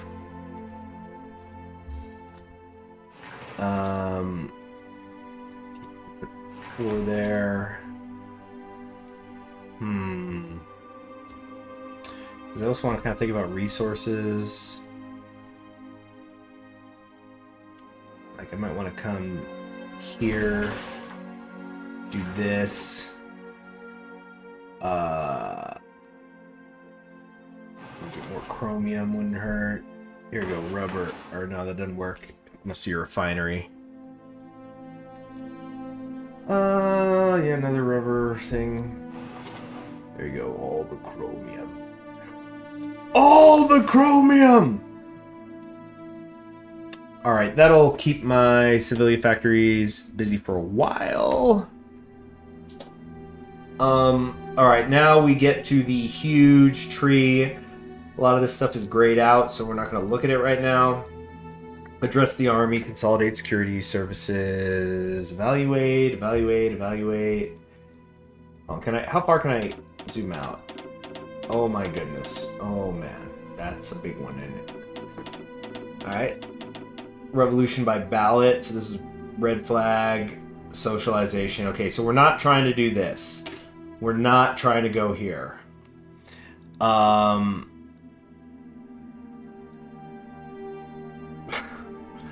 Restoration of democracy. Here we go. With the Vzod of the peasants dead, the national populist experiment in Russia comes to an end in the most disgraceful fashion. It is time to restore government subject not to the whims of a self-made dictator, but to the true sovereign, the Russian people. Alright, so how do we get there? Never and others of Inkov maintain strong executive crimes in the past. So we're wanting to... So, it says with him dead, so we want to get assassinated, presumably? Hold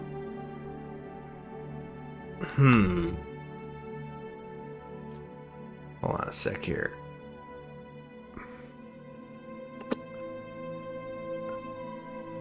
Need to check something.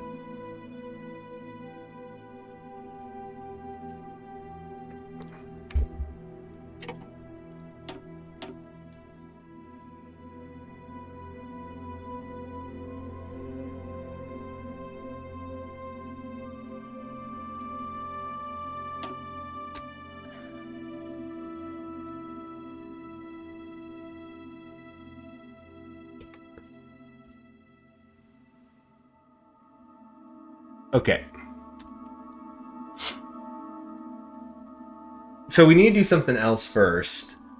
Tendencies of the SCR, the old Svobodniks. Yeah, I don't know what that's about. Okay, Navy stuff. Hell with the Navy. Fire an event that may increase military anger. Address the army. War motors. Got the ports here. The will to victory. The science of victory. Academy of Black Epaulets. I'm just trying to see if there's something that's going to affect the people's anger.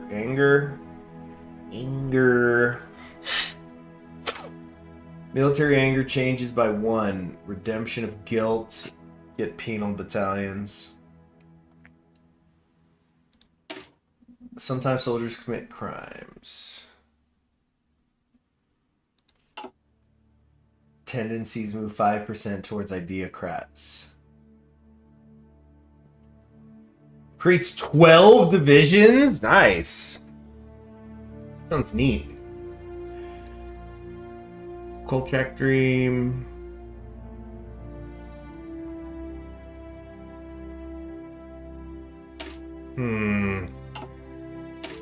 Let's start with the army. Good old Denikin. Denikin, whose theories have dictated Russia's reforms for the past decade, argued that quality is a quantity of its own. This quality and offensive-oriented spirit has served us well for now, but with tensions rising around the world and the arms race intensifying, we cannot afford to hesitate if we are to maintain our military at the modern level. Alright? So you guys know I'm probably only going to stream for another 25 minutes. I know we spent all that time doing all that stuff, but I might stream tonight, and I certainly will tomorrow, just so you know. As I've said before, what with the holidays, things are a little bit finicky right now, but very soon I'm going to be able to definitely regularly stream 5 times a day.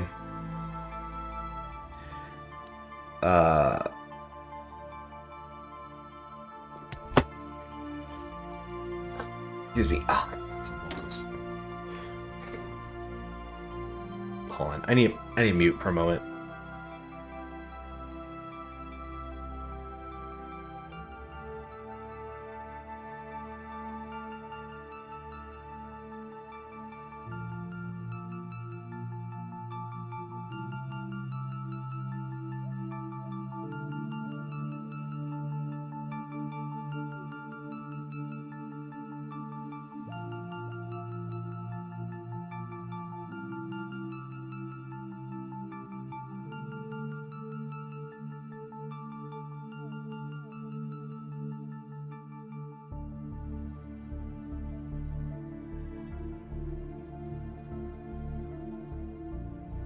Okay.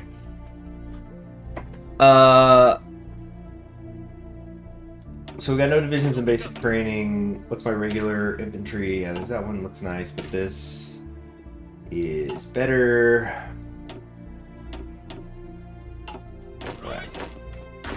94 divisions. Let's get this organized. Oh yeah, enough of the Stellaris OST. Let's do this. Do a little Celtic.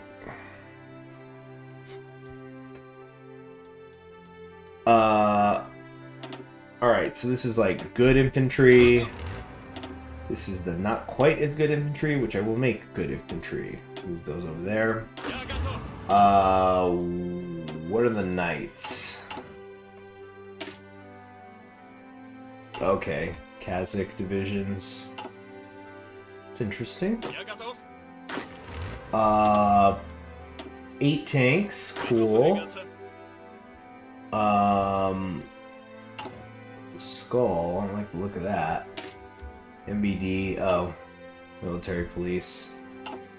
I don't think that needs to necessarily be like that. Switch that over here. And these are what, just worse cavalry?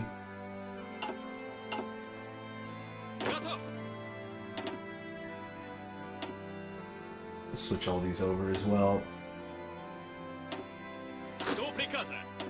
Alright, and then we have paratroopers, but not marines. Okay.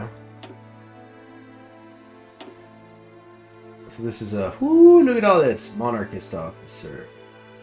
Legacy of the Whites. Shetelov.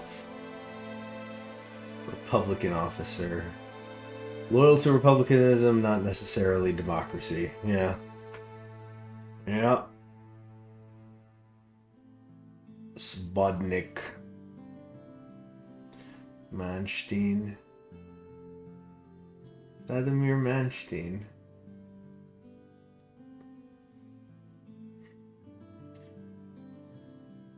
Yotskov is here, artillery guy.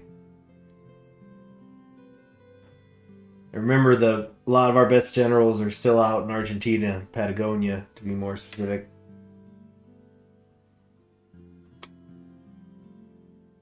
Yeah, Korolov, Dedekin, Markov, and Wrangel all down here. Kornilov's got Legacy of the Whites and he's Republican, but Dedekin is Legacy of the Whites and a Republican. Legacy of the Whites, Legacy of the Whites. Yeah. It's basically saying, wherever you see that Legacy of the Whites, it's like if you try to go red, they're taken off. But it's okay, because then you get Tukhachevsky and Zhukov and whatnot. Okay. Excuse me.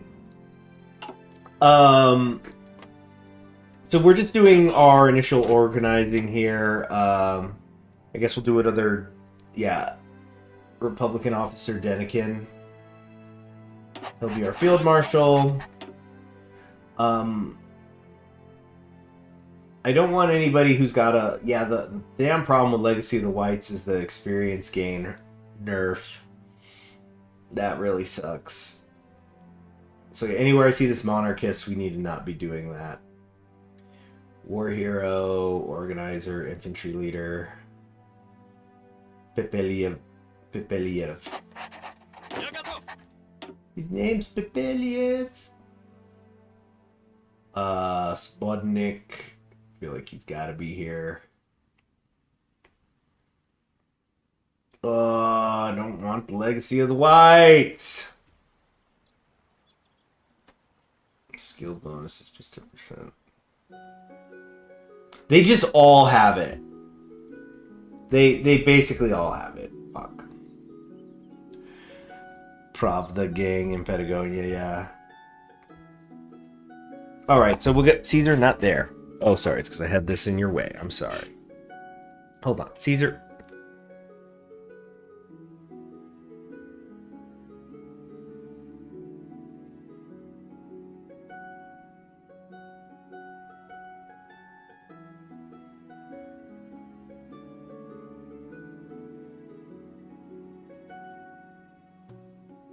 Okay. Monarchist, monarchist, monarchist. Wait, is there a way to sort by skill, total skill? Sort by advisor status? Oh.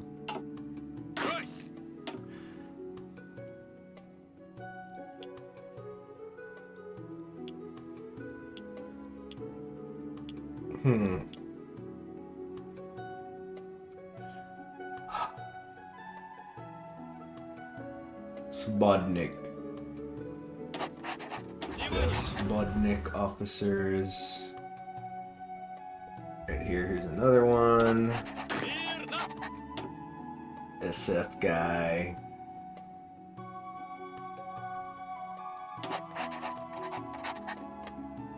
These portraits look good. That's what we call loyalty. Yeah.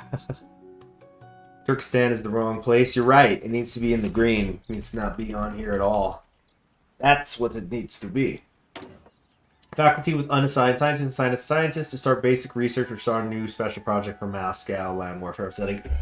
Oh, this is like we were talking about Stellaris. Isn't this the Stellaris thing?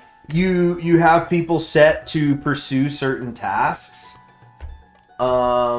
So the land warfare facility, click to open details, which project to start, flamethrower tank, armored vehicle, or military engineering vehicles. Requires scientists to start. Unlocks technology, armored engineers, armored maintenance, armored signal, motorized, military police. Project transporter, we're not allowed.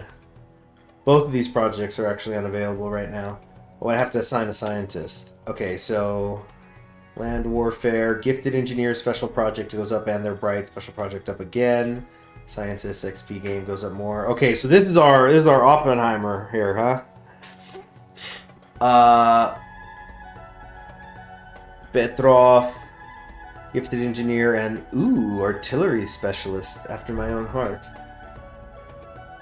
Fast learner, 10% gain, nice, and good for tanks. How can I get more? I think Dukov here, though, with the double special project buff.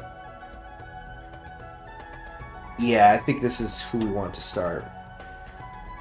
So, providing 0.05 breakthrough progress and 2% technology research bonus for land warfare, gain 0.28 experience daily. Being bright and gifted. Dismantle resource facility. History and all this. Yeah. What are you asking me for? It's not my goddamn history. So there were others. But like this is the pool I was going from or something?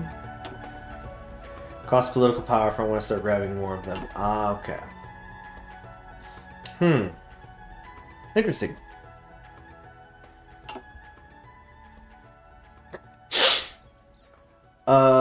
Yeah, the Pravda gang. Didn't that finally finish Girls und Panzer? Because they were doing like instead of a season, they were doing like 4 movies, right? I need to write. I'm writing that down for my anime I want to maybe watch in the next year. One sec. So I think I said this earlier in the stream. I'm sort of doing a New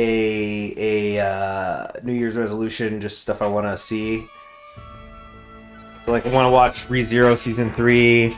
I'm gonna finally watch Gundam Zeta at some point this year. But yeah, Girls und Panzer final movies. Because I know there's been a few of them, but I haven't seen them yet. I thought I'd wait till they finish. So that's finale part 4.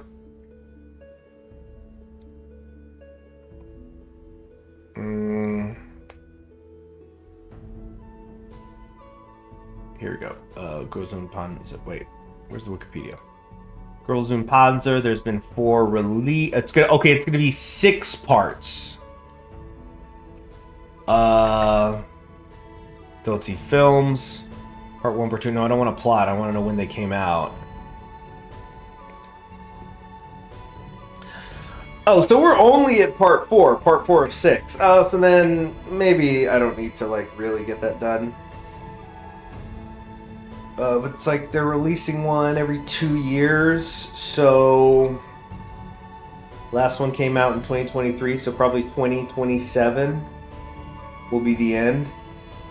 Running time of the 4 films in total is 2 hours and 3 minutes. Okay. Cool. Well, now I know that. I'll make a note of that on my things I want to do this year. Like final movies. Parentheses. Only 4 of 6 out so far.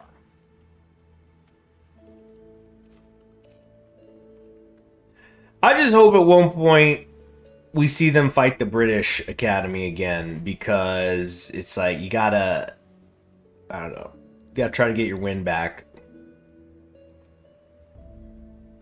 Okay, I got that taken care of. Let's get back to it.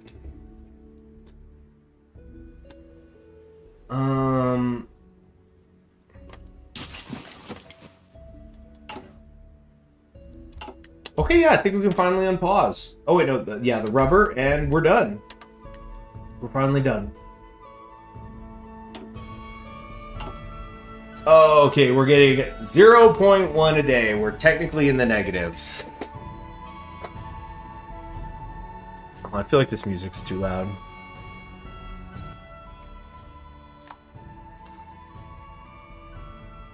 Da da da da da da.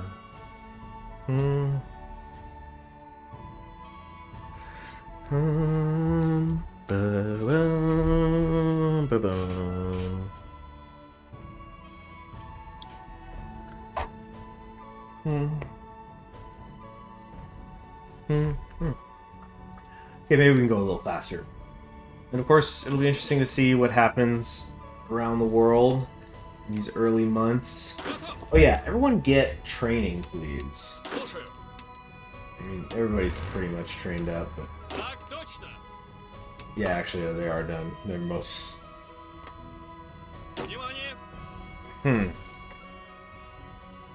Alright.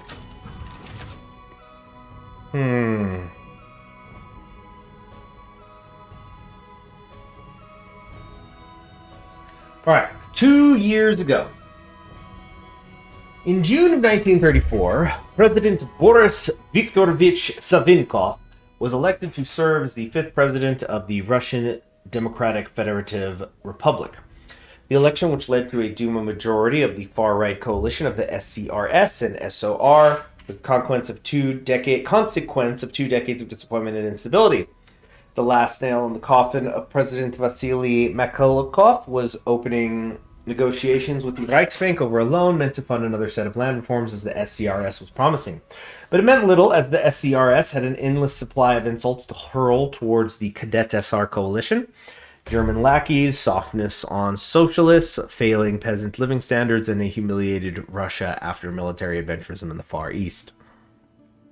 The mood in 1934 was resigned and fearful. A month before elections, a member of the SCRS combat squads had shot syndicalist Vsevolod Volin for treason, and hundreds of left-wing activists and politicians were targeted as part of a campaign of fear, while law enforcement seemed slow and inefficient at reacting. The SCRS volunteers began guarding voting booths, especially in rural regions. Only the SOR's campaigning was left unhindered and even supported through tactical electoral alliances. And in this environment of fear, many progressives were pushed to quit out of pressure and fear over their lives. Many voters did not dare to go out, fearing violence. The voter turnout was low, and it saw the two old titans, the cadets and SRs, almost halved in their seat counts as SCRS became the undisputed largest party. A month later, the combined votes of the SCRS and SOR brought President Savinkov into office. And so it began. So, I mean, that was kind of just review for us. But it's amazing how the devs, they put the information in front of people again and again and again, and then there's, oh, I don't understand what's happening, and they're doing the President Schwarzenegger in the Simpsons movie that I was elected to lead, not to read, and it's just like, I don't get the lore, and geez, yeah, I don't know how you can play these games and be illiterate. Just anyway, that was probably a little harsh. I don't know. People are weird. It's like when something like One Piece, you'll see people complaining about a new plot line or they're like misread something, and it's just like, how did you get this far and not understand some of these central concepts that the entire story is, premised on? Okay.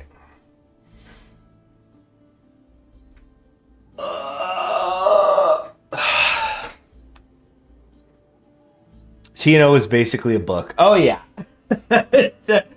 Yeah, it's a visual novel. I like to read while I paint. That's why I play the New Order.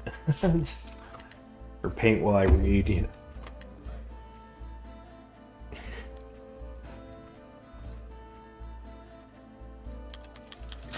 Observer writes on the Legation Council. No, it boggles the mind that sort of attitude makes sense on most FPS adventure games. Yeah. So, I don't give a crap about the Legation City stuff. We got big things to worry about, not itty bitty Legation City. The itty bitty Legation City Committee. Not to be confused with the itty bitty kitty committee or the itty bitty titty committee. Alright, stand on this state council! This short winter day is already ended. Wait, where's the music? What's going on here? There we go. Make it. The short winter day is already ending in the Grand Kremlin Palace in Moscow, where debates in the upper house of the Duma, the state council, have been ongoing all day. The thin majority behind the chairman of the state council, Viktor Chernov, had voted down the law of protection of the state initiated by the Dikov government and already passed by the state Duma. Much of the legal text has already been muddled into vague rhetoric on empowering the police forces to better hunt enemies of the Republic, but the opposition bloc held firm and refused to accept it within the amendments. Chernov had decried the law as something out of a police state and not one fit for a democratic republic. Stubborn resistance by both the parliamentary opposition and the Supreme Court has again successfully opposed the SCRS. The free media, affiliated mainly with the SCRS, has begun to spew virulent hatred against Chernov and his allies. The loudest criticism came from the chairman of the Second Duma, Vasily Shuygin, whose widely circulated Duma speech denounced the opposition bloc as crypto-communists and they're communists who invest in crypto! They're going, fucking, what are the, I don't know, gotta make up, what's the Scottie Pippen crypto coin? He is like, it's based on a basketball from one of the NBA finals. Actual lunatic behavior. Like, you could be in, like, if you want, you're like, oh, Bitcoin's worked out for me, fine. But you have to admit that the Scottie Pippen basketball crypto coin is freaking actual mental health patient behavior. Uh, we call it Kaiser redo. Oh, you responded to someone in the chat. I was like, is there a crypto coin based on Kaiser redo? Damn it. Gosh. So anyway, so we've got these crypto communists to worry about. Sellouts to Jewish and German business interests. The Bitcoin communists backed by Jews and German business. Russia's greatest enemy. As usual. You know, it's like, yeah, we know about the crypto communists.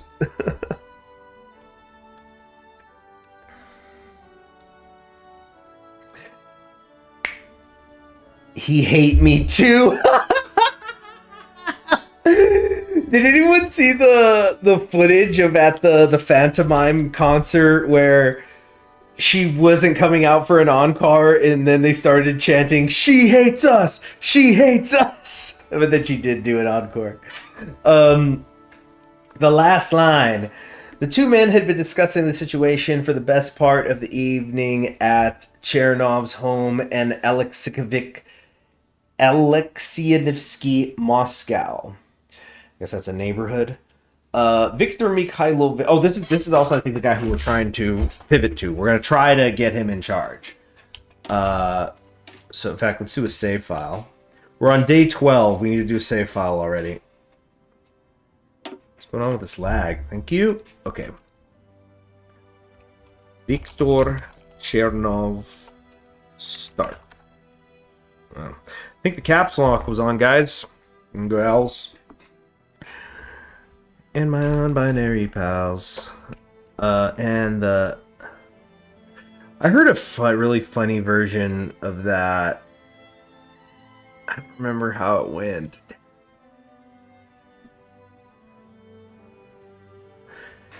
Anyway,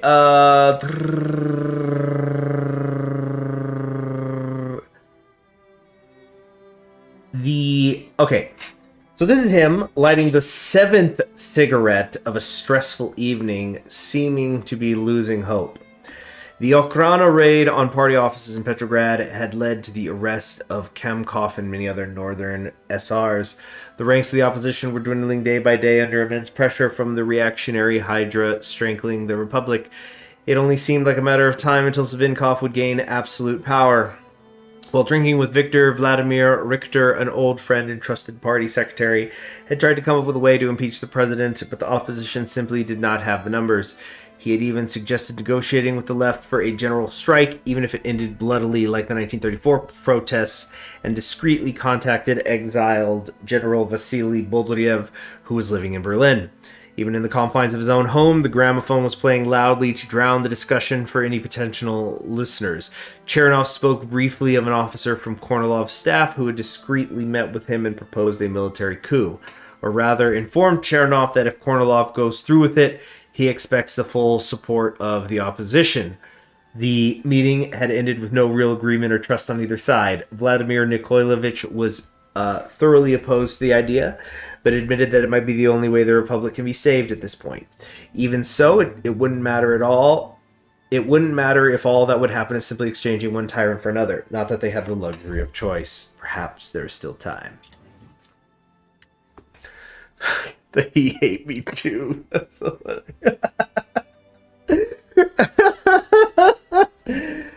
Oh, didn't mean to upset you. Oh man. But I am gonna be getting off here. Got some things to do, and then I gotta watch the Cowboys division game. Gonna go into Philadelphia and kick a little ass. Kick a little Philadelphia ass. That's a tough one though, going into Philly. In fact, yeah, it's top of the hour. I gotta get going. But like,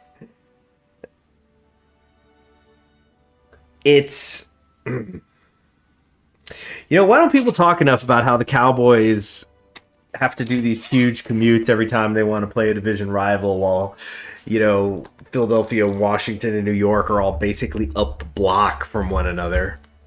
Just feel like we don't talk about that enough. But thank you very much to those of you who joined me today. I'll definitely within the next 24-ish hours, make that 36 hours, stream again. Like I said, the holiday is going to be weird. It's one of those things. Maybe I'll stream again later today. And also tomorrow morning. Maybe I won't stream till tomorrow afternoon, whatever. But again, after we're a few days into January, once I'm back on my regular schedule, it'll be quite simple for me to stream 5 times a week. Anyway, thank you very much for joining me, and I will see you another time. Have a great Sunday.